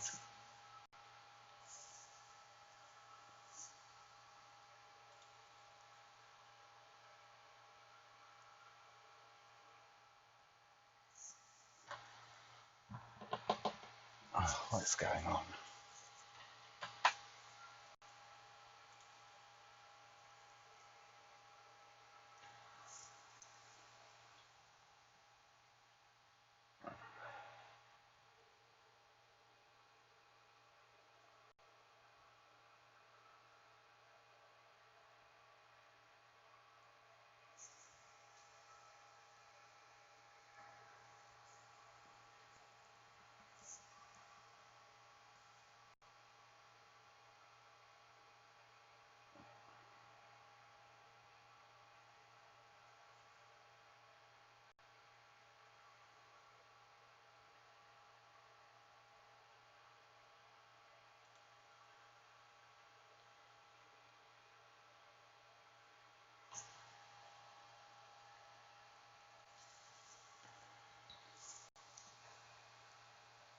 Actually, I think this might have actually crashed.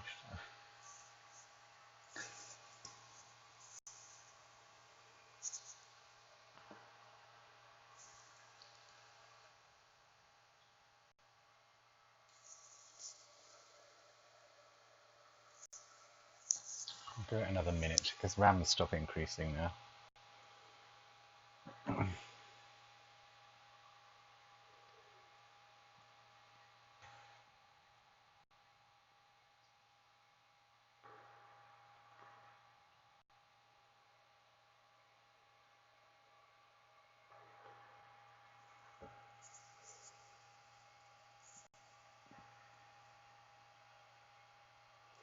You're very quiet in chat. Is everybody all right?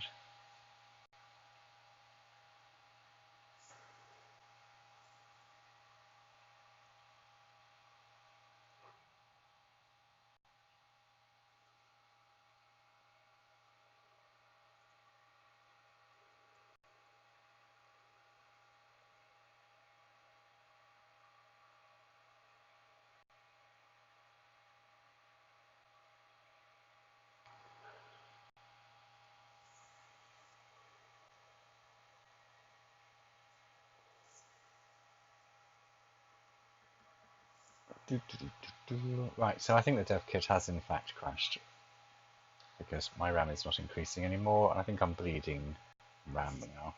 Oh no, it's done it. Oh, finally. Jesus. Yep, it's saved. So the little asterisk has gone from the corner.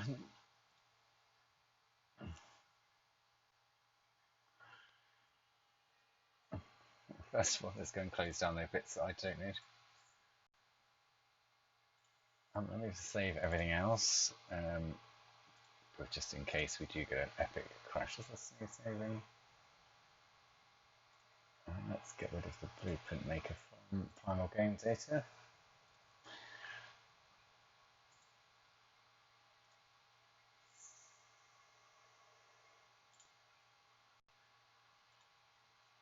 Right, here we go. Right, so we've now got our map, which we are going to load. So this will get rid of the total structure stuff, and we're going to basically start this new mod using this map. So going to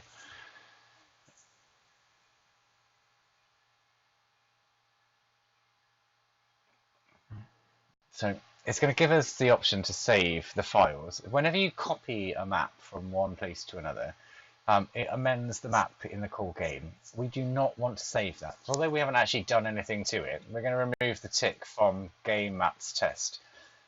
But we do want to save the changes to our test map, which is in total YouTube tutorial. So we're going to save just the selected one.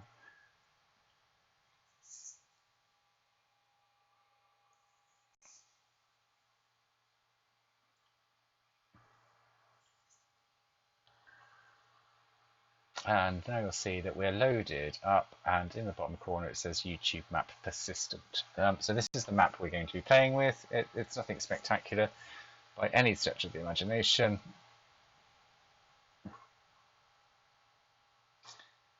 We can use WASD to scroll around, mouse left and right, etc.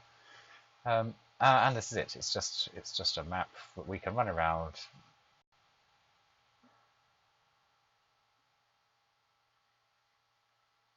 It has wind. It will simulate the world.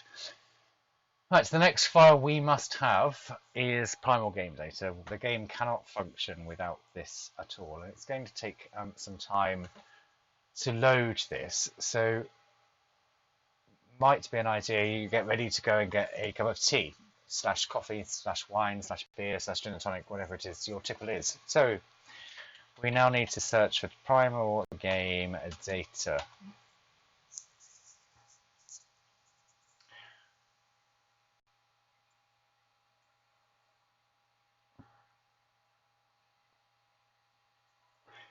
And there's one file called Primal Game Data Blueprint B_BP, which is blueprint. So ignore all the core ones, the children, all of mine. So it's just called Primal Game Data _blueprint.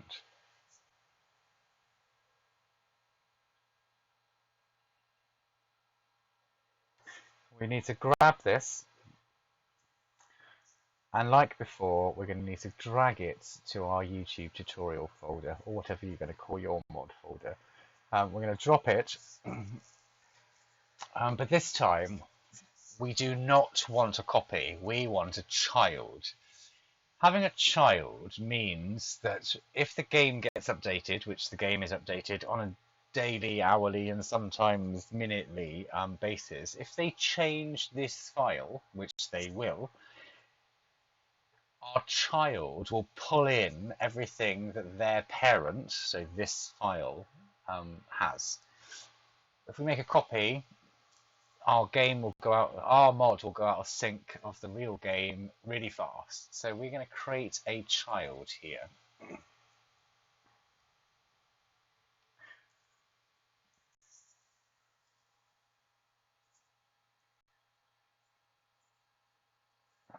And because I've already loaded up the total structures one into memory, it's still in my memory, it will make this file really fast. But if this is the first time you've opened this kit, brace yourself, because copying this file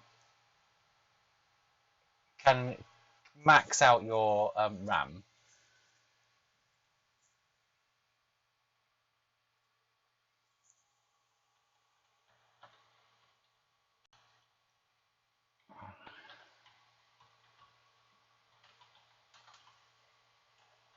So I'm going to call mine primal underscore game data underscore BP, which is what it was called. It then had child on the end.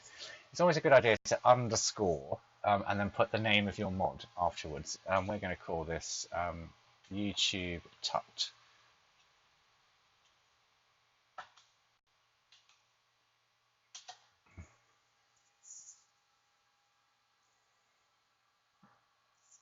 So this is a YouTube tutorial, and I need this file to load every time we open this map. So the way we get to do that is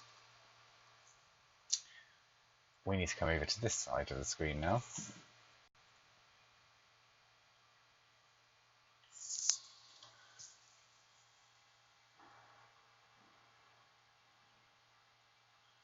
And we only need it once. So if you haven't got world settings, we need to go to window and put a tick in world settings.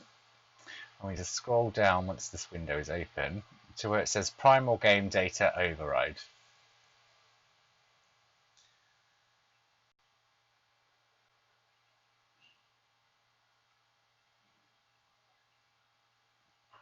By default, the map is set to none. So using our, if we click, we can use this little magnifying glass, but it will then rebuild all your hierarchy, which is a nightmare. If we click on the primal game data that we've just created and use the arrow,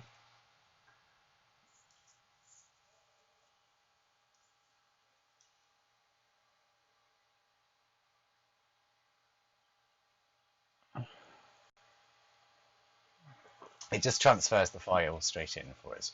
And then you'll see the asterisk has come out. Let's get rid of this window. So we don't need that. We don't need this anymore because we've done what we need to do. Again, you'll see over here we've got our little asterisks in the corner to say that this map has now changed.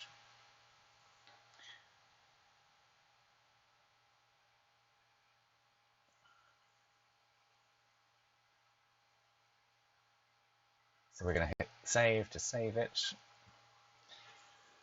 And now all we need to do is every time we want to work on our mod is we open this level. It will then force this blueprint to open at the same time. Again, the first time you open the dev kit each day, if you turn your computer off overnight, go and make a cup of tea or have breakfast or something, shower, do the laundry, because it takes a little bit of time.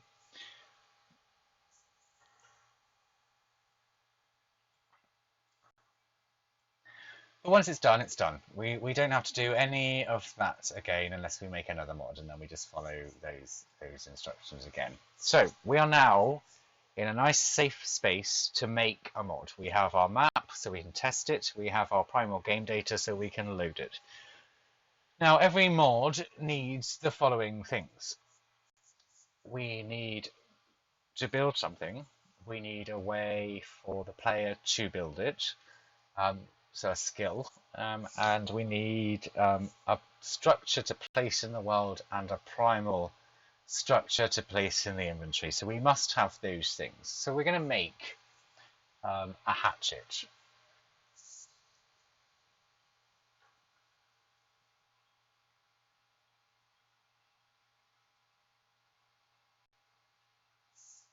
But we're going to make our hatchet uber cheap to make and very, very, very powerful. Just so you can see how to amend variables in the game. So first of all, we're going to make some folders because it's always a good idea to keep yourself organized. You'll see, you saw total structures earlier. It's a bit of a mess. But we're going to make this one a bit neater. And what I'm going to do is I'm also going to post this to YouTube so you can download it and play with it in the dev kit. So let's make a new folder. So first of all, we need a skill.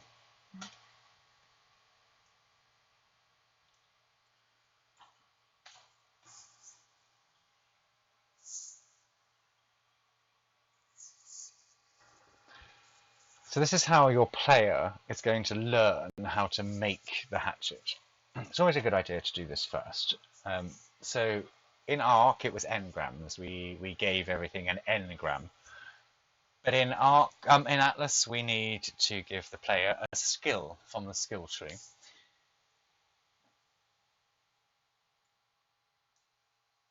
So let's state we want our skill.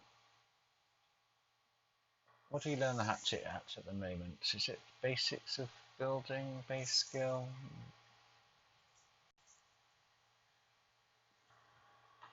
To be...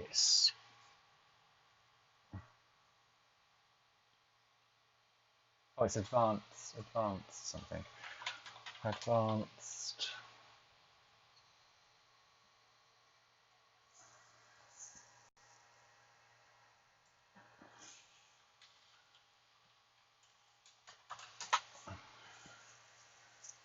Advanced.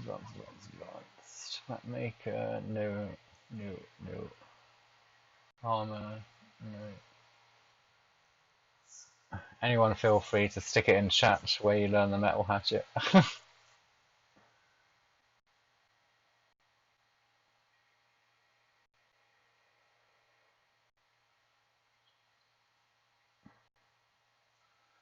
Advanced. Oh my gosh.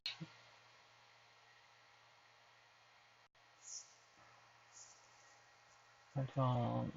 I thought it was advanced.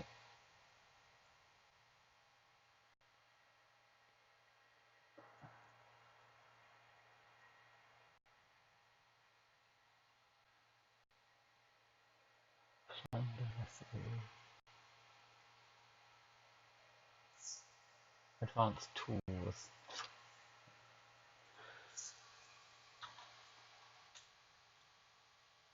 Let's do. Ah, there we are. Advanced tools. Right. Thank you. So I've just typed into search under game skill underscore. So if you type in skill underscore, it will give you all the skills. And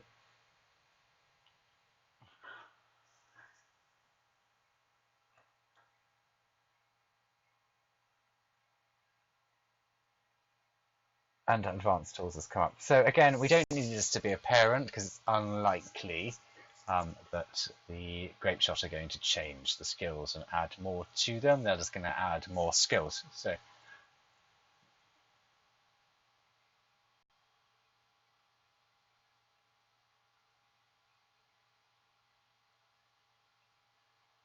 and we're just gonna add skills to the skills. So equally, again, it doesn't really matter if they do add to this because ours, you would unlock the vanilla, and then we would change our skill. So we're just going to drag this to skill,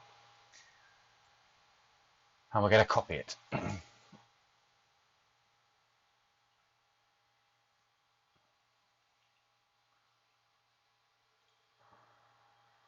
and we're going to rename. It's always good to annotate this with. We're just going to put YouTube on the end. YT to make sure it's ours and we can find it easily.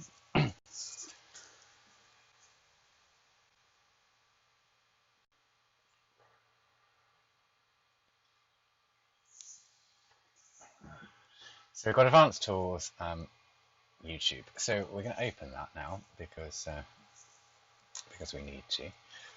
I'm going to drag that over to the screen because it's opened on my other one.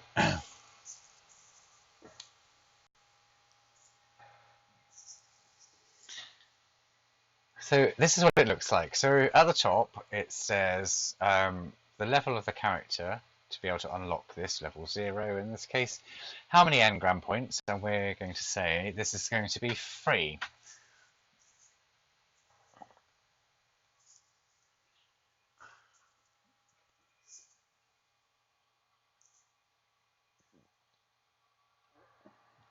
We can then say whether it's manually unlockable or not, which means you can GCM it and it will auto unlock. We can write a description that appears on the screen. So we're going to write in here, gives access to our YouTube stream hatchet.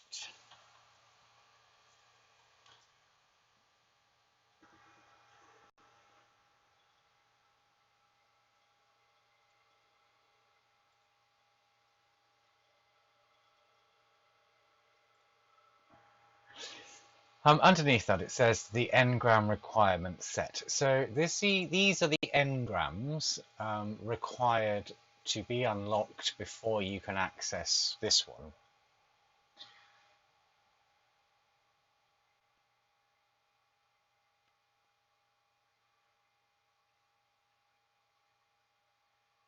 So at the moment, because we've made a copy of advanced tools, it is going to be unlocked at the same point in the tree as advanced tools. Well, we don't want that.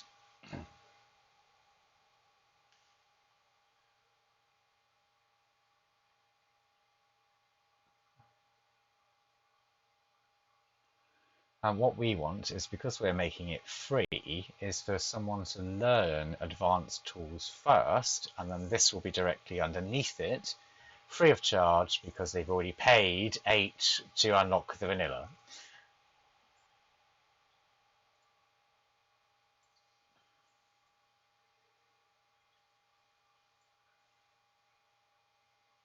So the best thing we can do here is minimize ours, make sure the skill we want, which is advanced tools, is highlighted in our content browser.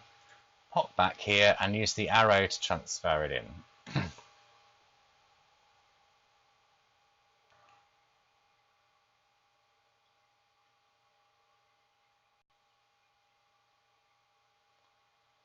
So now it says you must learn advanced tools before you can have access to this. You still have to be player level 0, and it won't cost you anything, but it's already cost you 8 points or 8 skill points to unlock the vanilla one. So this one will therefore be free as long as you've learnt this one first.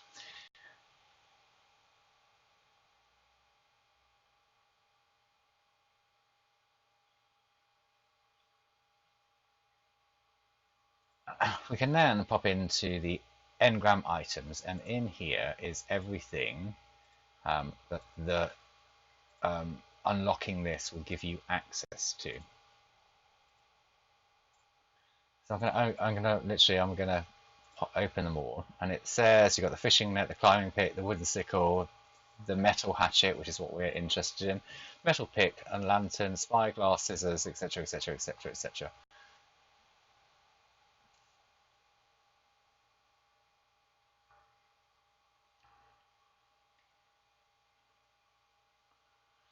So these are all vanilla, and we don't want any of them, so we're going to get rid of that, all of them. So it gives, at the moment, it's going to give you nothing, which is fine, because that's what we want, because we haven't built yet anything.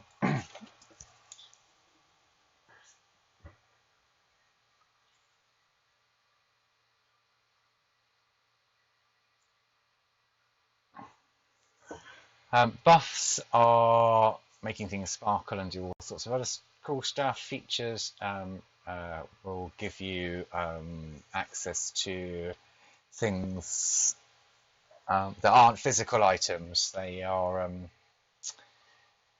like the cry of the wolf, or whatever it's called, where your dinosaur, your tame, will do something. So it's a feature from a buff.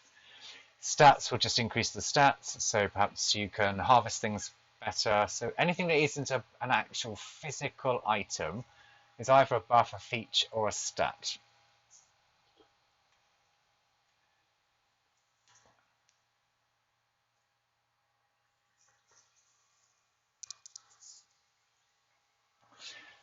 The group, I'm going to pull this down quickly. So these are all directly swagged shamelessly from Ark. So you've got Ark Prime, despite the fact this is Atlas, Scorched Earth, Tech, Unlearned, Aberrational, Max.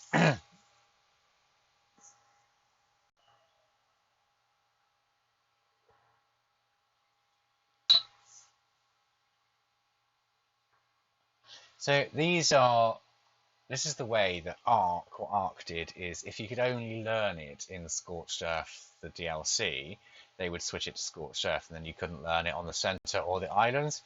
Equally, if you could only have it in Aberration, if you had it in Max, that was all you could only get it from like the Kraken. But we want to be able to learn this everywhere, so we are Ark Prime.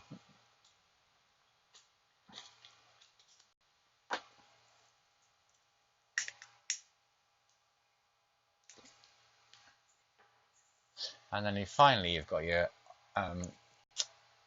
Engram disciplines, and this will give you all of basically the icons across the top of your skill tree. So you've got specialism, correction, beastly, and we're going to put this in survivalism.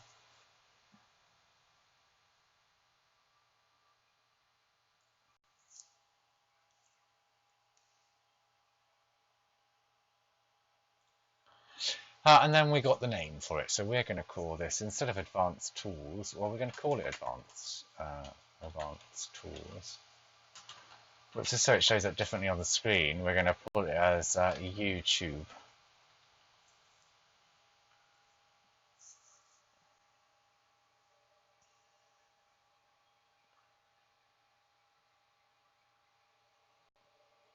And then at the bottom, you've got your Ngram icon. So this icon you can actually export out of DevKit as a TGA file, load it into Photoshop / any open source, whack WT over the top of it, import it back in, and change it. So it looks the same, but you've got WT or in our case, you'll note we'll use TS over the top.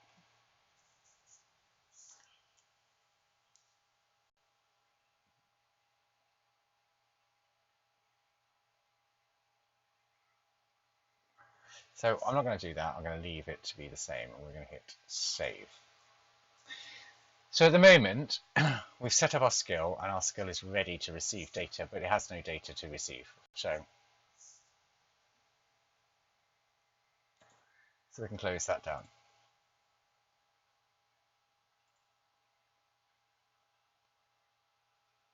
So now what we want to do is make sure our skill is in Primal Game Data. So we're going to open up Primal Game Data, YT-tut.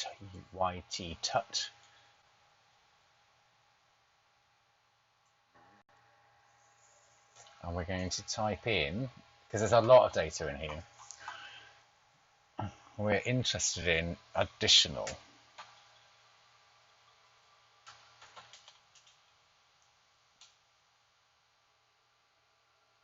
Additional engrams. So we want additional engram blueprint classes is what we're after. So this allows us to add a skill of our own into the game without affecting the actual game.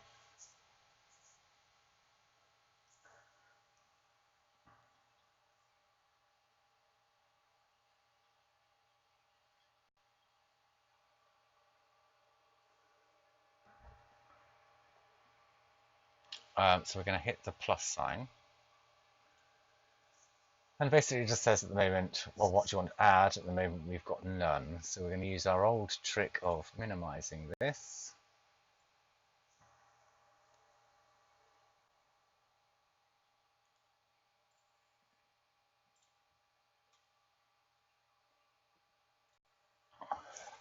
Selecting our skill and using the arrow to pop it in.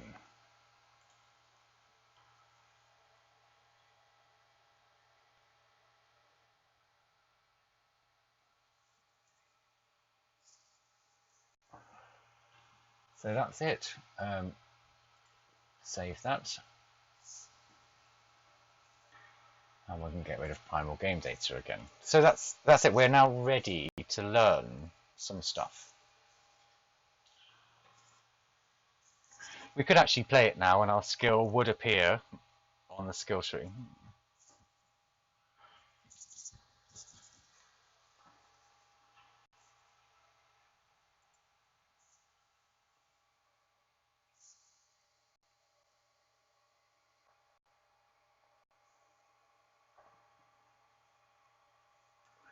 So let's now go and make the hatchet. So we're going to need another folder for this because I like to keep everything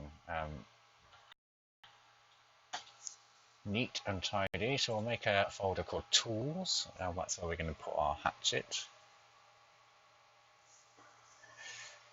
And I think the stream is about to collapse.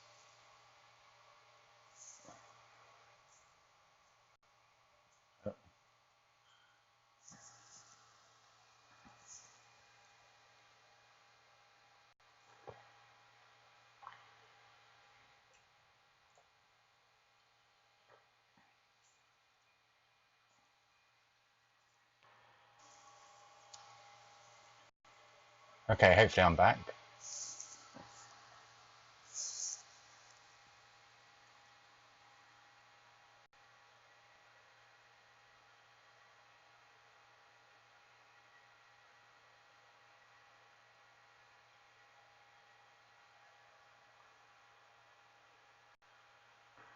Hello? Hello, hello, hello?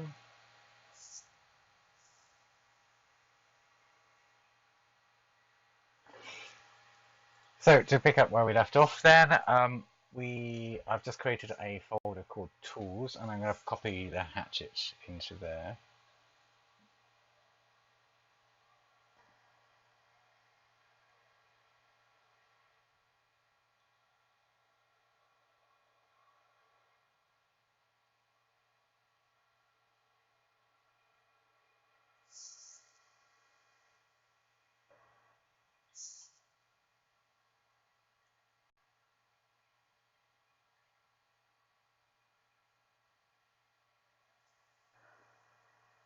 So first of all, we're going to find it. It's called hatchet, metal hatchet, metal underscore hatchet, or not. Just type hatchet. Right. Primal weapon hatchet.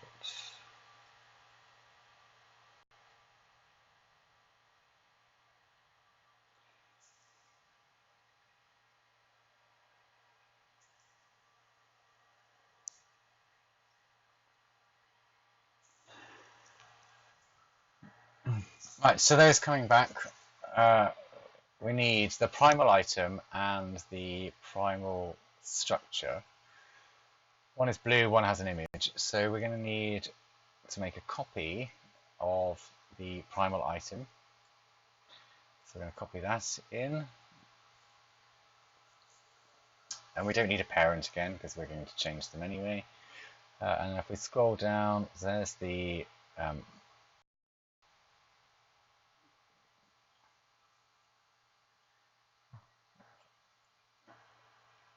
so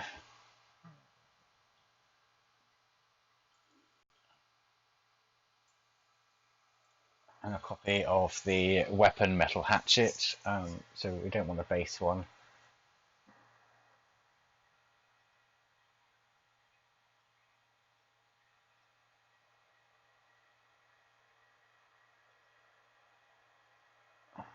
So, oh, I see. So, right, anyway, so we're going to need to change these because we want to rename them to make sure they're ours, and we're just going to put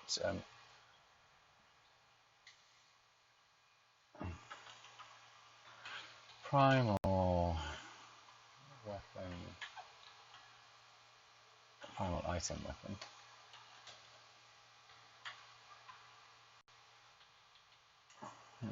That's it.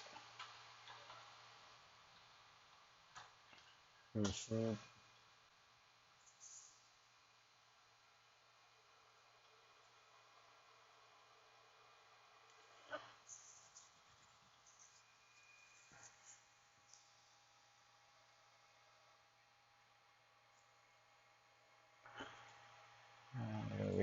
this one as well and just whack YouTube onto the end.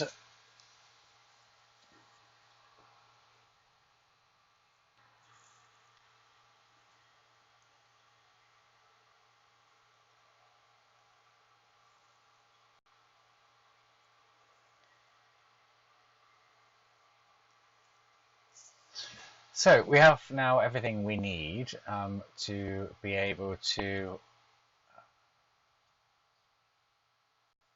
construct these. So first of all, we need to change our blueprint. So we're going to open it. Excuse me.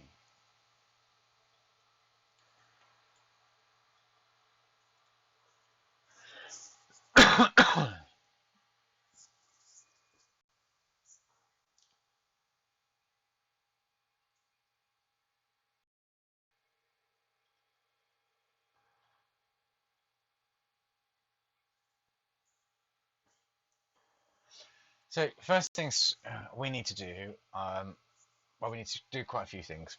First of all, let's rename ours. So we're just going to type in the search box for the name. At the moment, it's called Metal Hatchet, which is fine, but we want to call ours something different because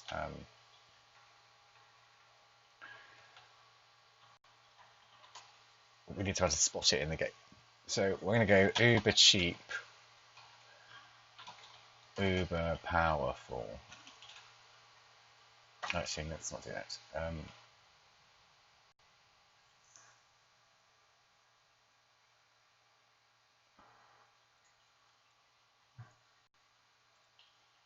We'll call it YouTube Metal Hatchet.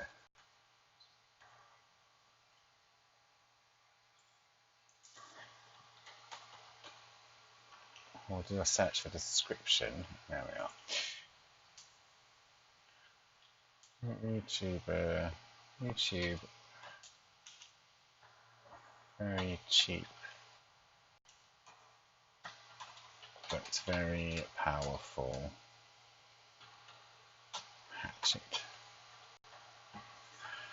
So we're going to change its name to be YouTube Metal Hatchet, but its description to be YouTube very cheap but very powerful hatchet. So when you hover your mouse over the icon in the skill in your inventory crafting station or whatever it is, like wherever we're going to place this, it will say it's called a YouTube Metal Hatchet, and then on the left hand side on the description it will say it's a YouTube very cheap but very powerful hatchet. So that's what we'll do there, and we're going to save that because we always save.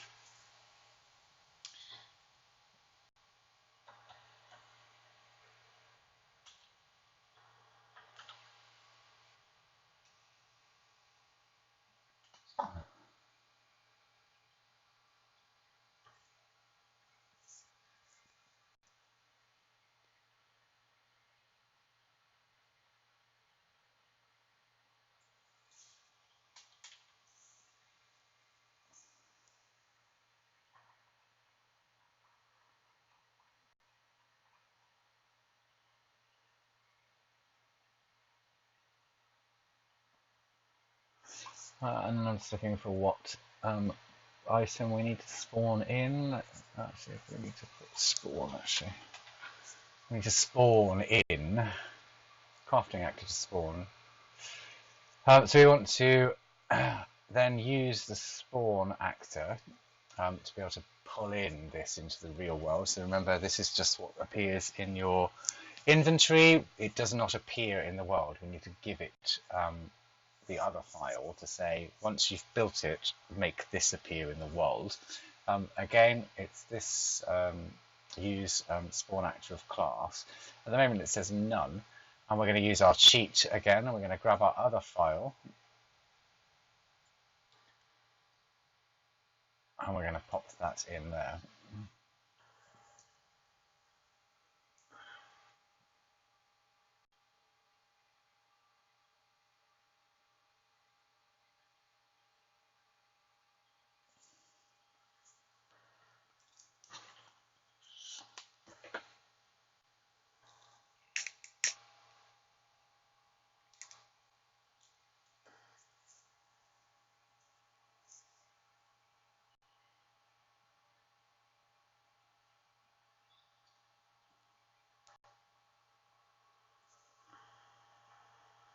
So once that's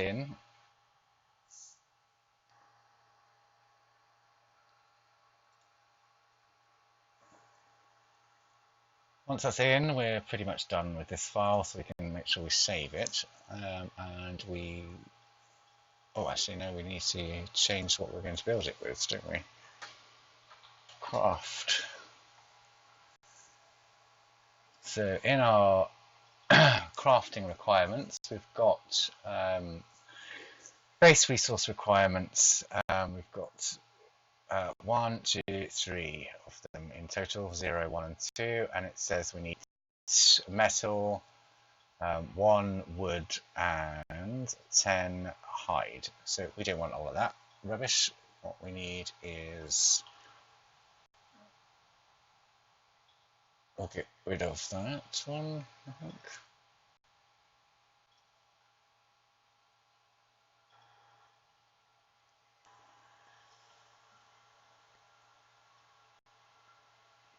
So I'll make this so cheap, in fact, it's going to cost 1 fibre.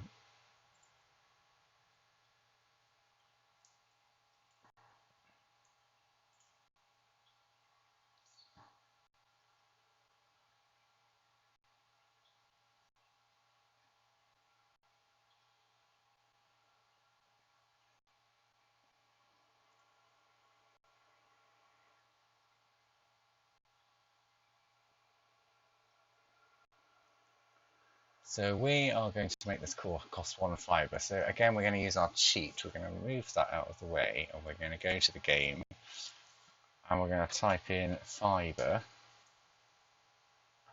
And we want to find the one that says base, which means you can use any fibre. If you pick fibre harvest component silk, it must be silk or it must be straw. But if you find the one that says base, it can be any fibre. And fibres, I think it's called. Fibres, they're base. So primal item resource fibres underscore base.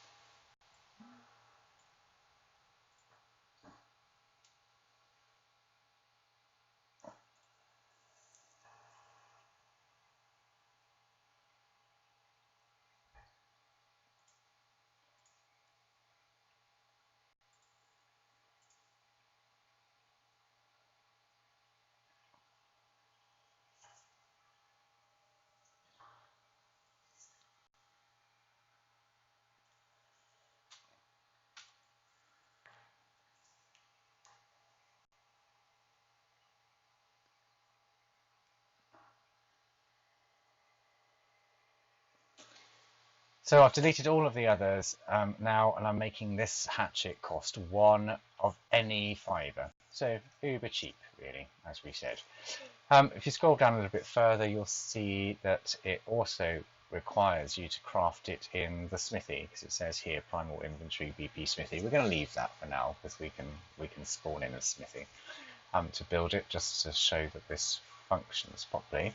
And it means that I can show you something else in Primal Game Data that you would need to add in this instance to make sure the smithy can see this new file. So as it stands, in your inventory, it will say when you unlock this, you will be able to build it in a smithy, and it will cost you 1 of any fibre in the game. So we're going to save that, and we're going to close it, because we're done now. We're then going to open up our other file, and the other file is what appears in the world.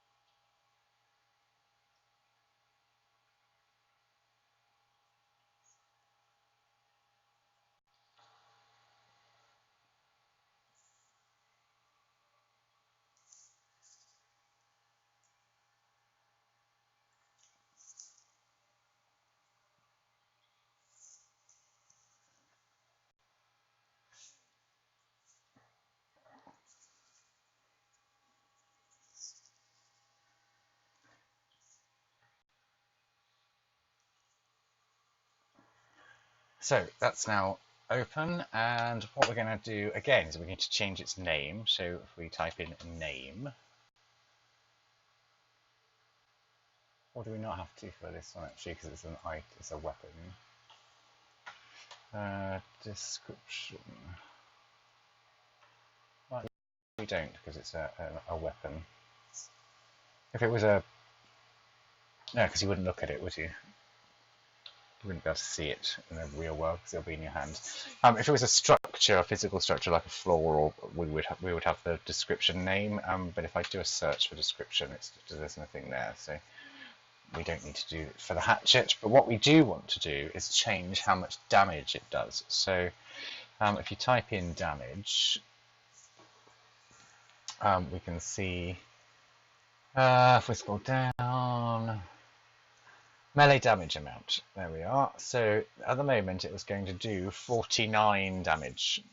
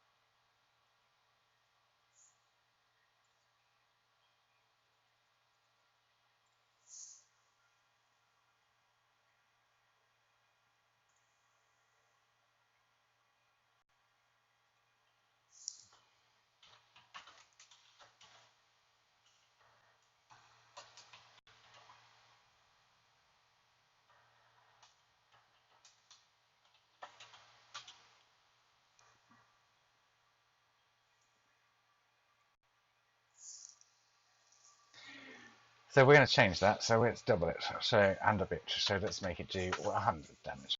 So 1 fibre is going to make this do a ton of damage. So that's going to be quite awesome, I fear.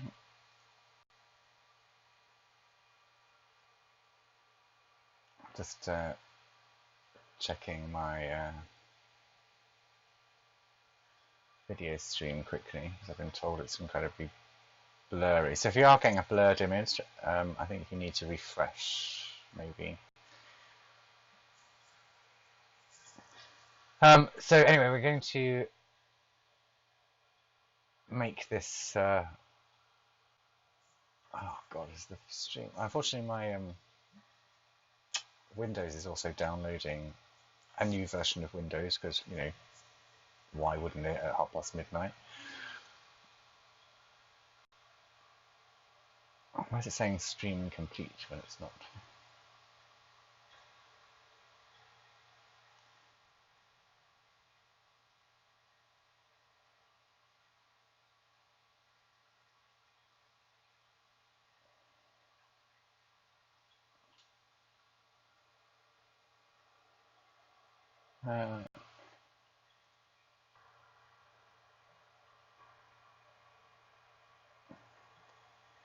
Anyway, we'll carry on. So I'm going to make this do 100 damage using the melee damage amount. So you can search for that in the search bar, melee damage amount, and you want 100. So we're just whacking in 100 basically, just to see how much damage this does. And we're going to save that. We also want it to consume the blueprint. So we can hit. Actually, no, we don't need to do that because it's a weapon. You only have to do that with structures.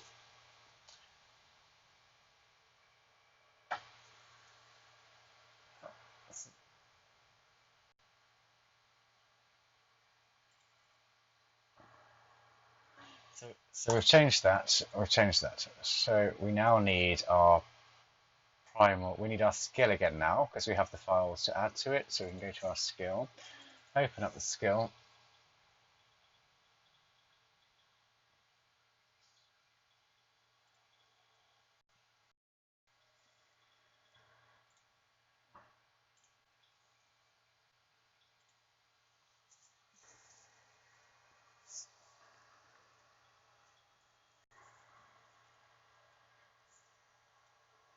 So in our skill now, we've got the files we need to be able to add the engram. So once you've learnt the engram, it will give you access to the metal hatchet.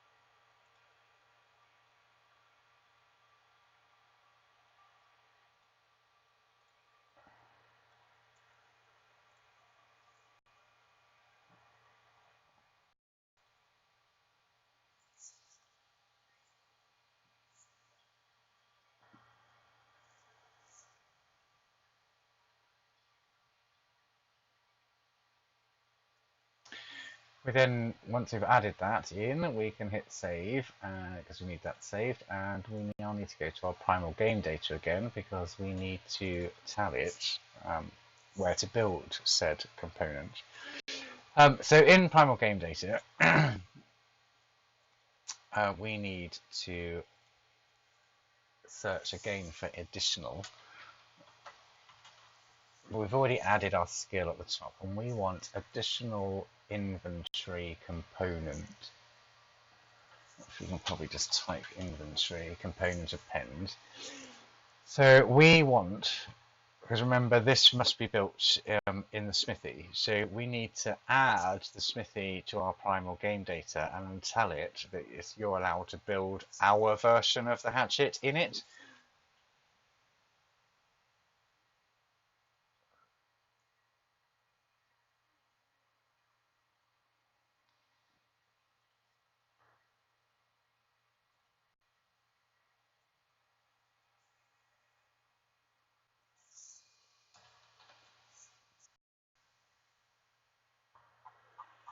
And we want the inventory component, so we're going to highlight that. So it's just the primal inventory component for smithy. Once we've got that, we can use our little arrow trick. So inventory component classes, we're going to put in smithy. And the item we're going to add is we're going to add one. And then go to our tools and put in the click on the primal weapon. And add the primal. For fuck's sake, this stupid video.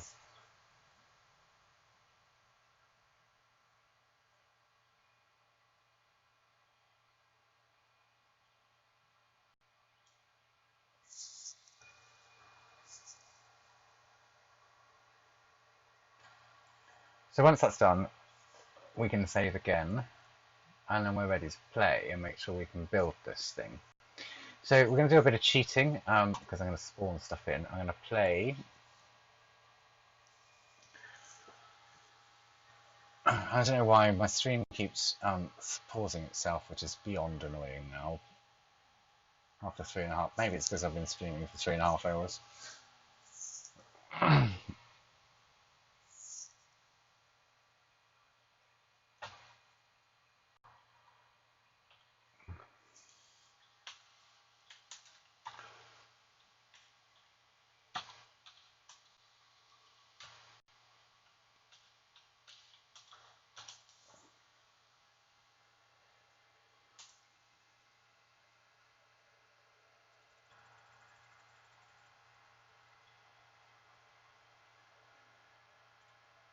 And then I've played the game, basically. I'm playing the game now, so I'm going to.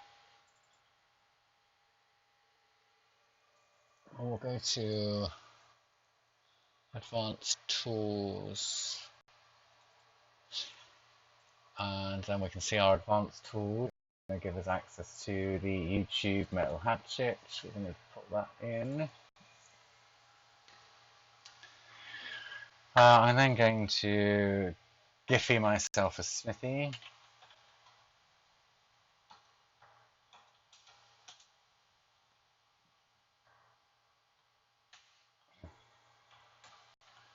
Giphy floor wood.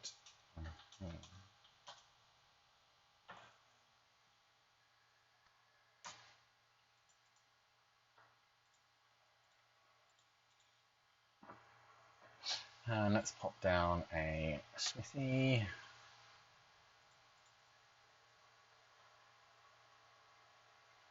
So I should be able to go to weapons, melee. And we've got 2 copies now of the hatchet. So this is the vanilla one because it's got nothing. And then we've got our one on the end, which says craftable YouTube metal hatchet. A YouTube, very cheap but very powerful hatchet. And it costs 1 fibre. So we need to go and get ourselves a fibre. So we can hit give resources.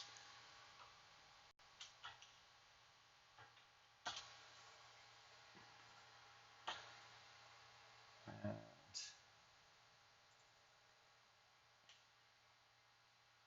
let's transfer this over. Melee, and we can now should be able to craft ours.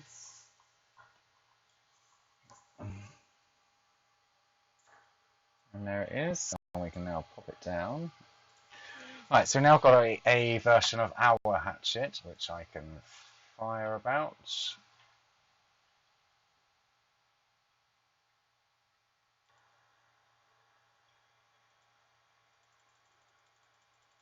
So we need to spawn in a creature now. Let's see if this does 100 damage.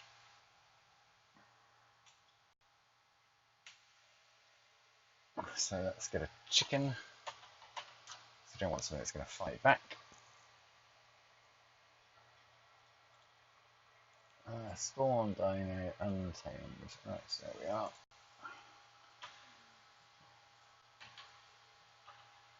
So there should be a chicken wandering around here somewhere. Level 2, and now if we smack it one. Okay, it's not quite doing the same amount of damage as I wanted. So we need to go and change its melee damage then. Right, I killed the chicken. But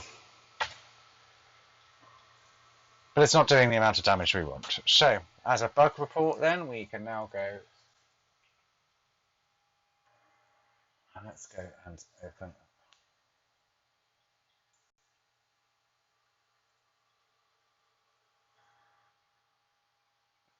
I need to go to the bathroom again.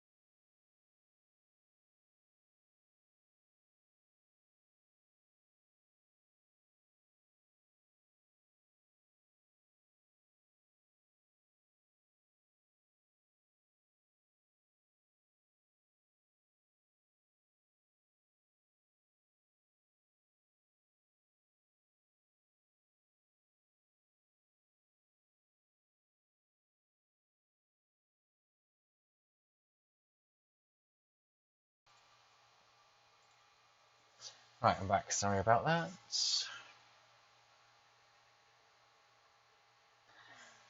I'm just looking for damage then this thing can do.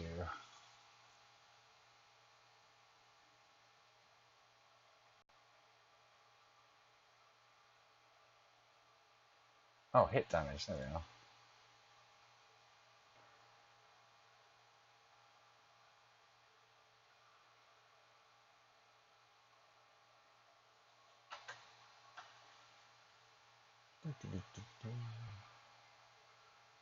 Save it.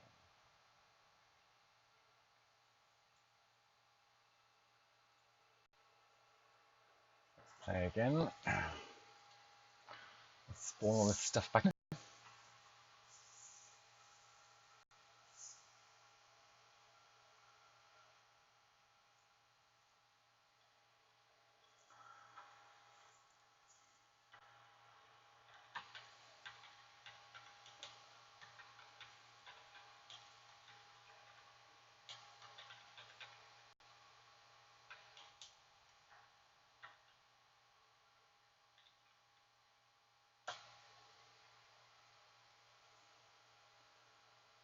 So let's.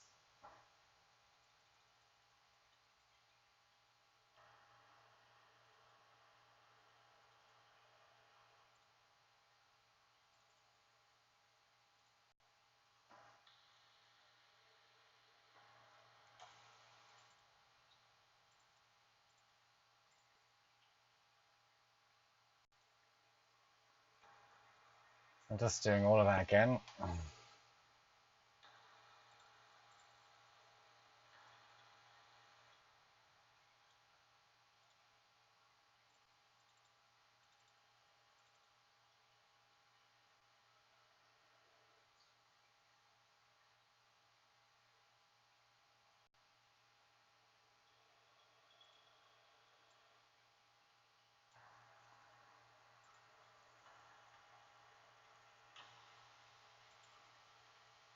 Oh, it's still not making the amount of damage that I want.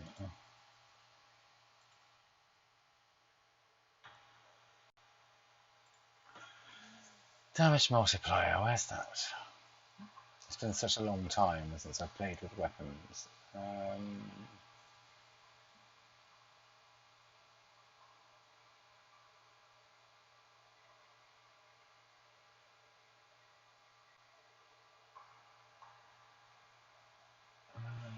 Frequency of damage.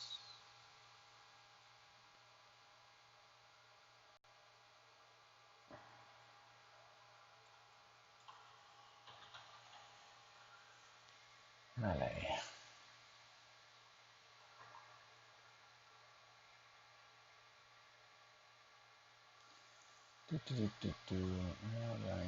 Melee hit destroy.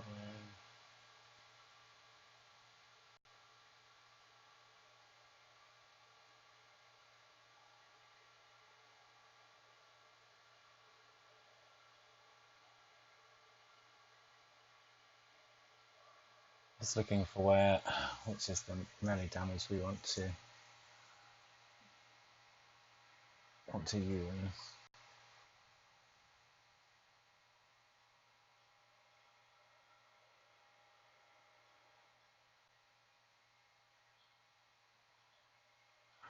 You can tell it's been a long time since I played with weapons. Melee damage. I thought it was this.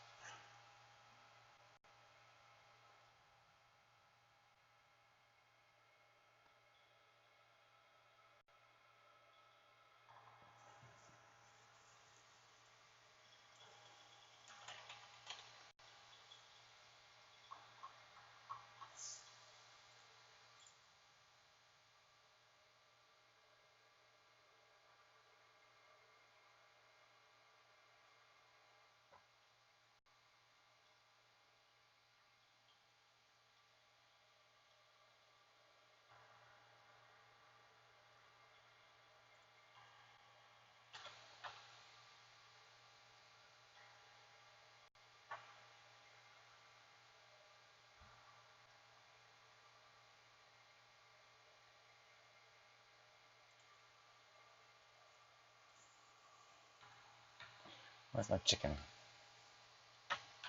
It's spawning a chicken.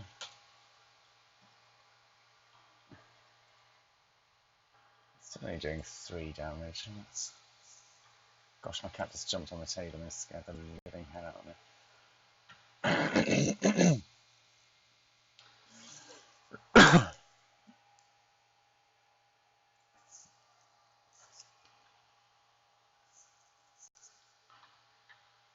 Where's that chicken?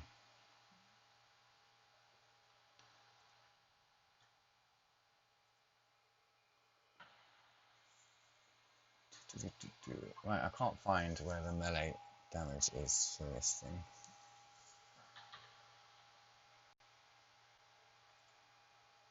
Still only doing 3 damage. Well, I've told it to do 100.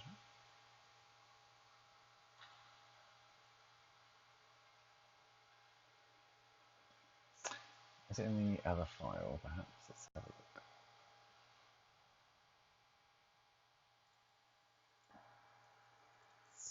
Let's see if it's in the other file. I don't think it is in the other file because it shouldn't be.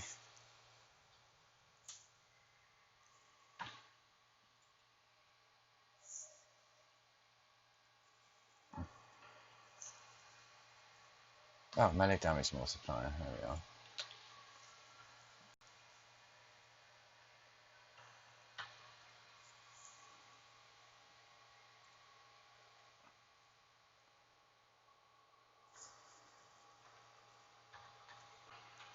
So where's that chicken?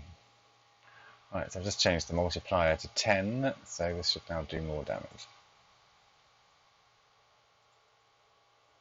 And it doesn't. Oh, this stupid dev kit. I shouldn't have picked a weapon, I should have picked a structure.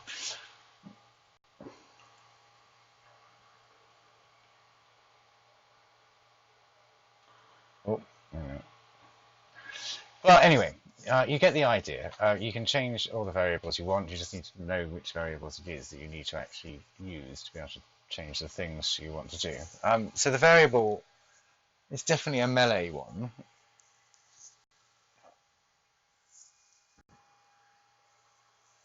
I clicked carry to decrease. No, we don't want that. Let's just find damage.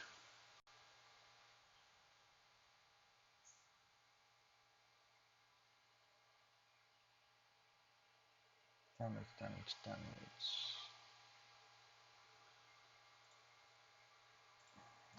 I'm immediately trying to change the files in real time whilst I'm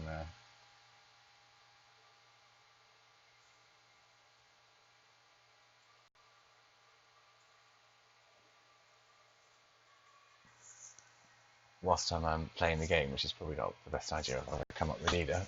Stupid GCM. Anyway, you get the idea. So when you build a mod, let me come out of the game. When you build a mod, you need a skill, you need the primal blueprint, and its associated structure to build or weapon to build. Probably wasn't a great idea that I chose a weapon this evening because I'm not great with the weapons because I always forget how to do them because I've been playing with structures for so long now. I can't function on weapons. So you get the general gist is create a folder, copy a map in, rename the map, child in a primal game data file, change the name of the file, tie that primal game data into your map using the world settings, then copy in everything else you need. There's no need to parent anything else. You can, but there's no actual need to because you're going to change your file anyway to be unique to your mod. The one thing that must be childed if you want it to stack against other mods is you must child in the primal game data.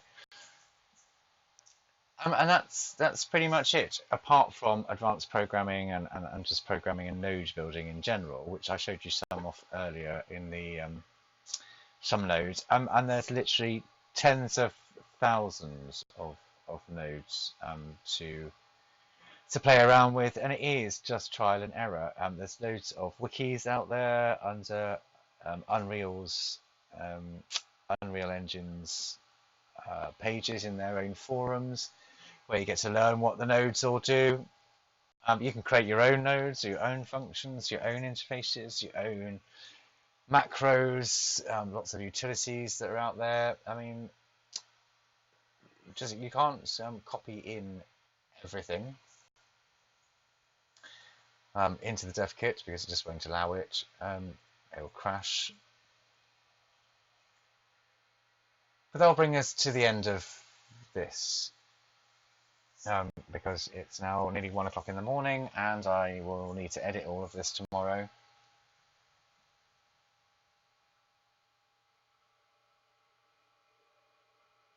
But we're going to come to the end now. So thank you for watching anyway. We'll do more of these, perhaps when I'm not downloading huge versions of Windows. And we'll go into more total structure stuff. Big release coming tomorrow, or today now.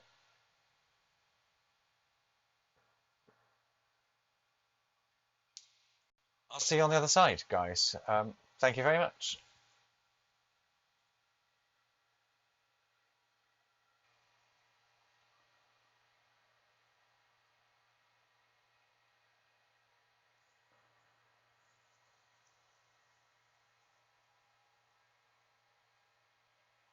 Anyway.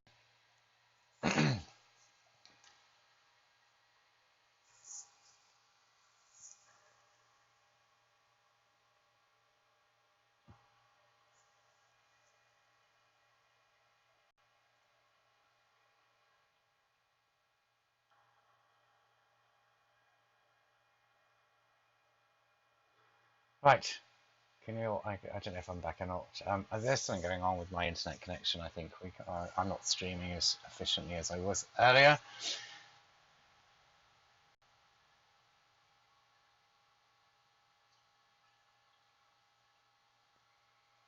So what I'm going to do is bring this to a close. You get the general idea. Make sure that you create a folder, copy in a map, child in um, Primal Game Data BP.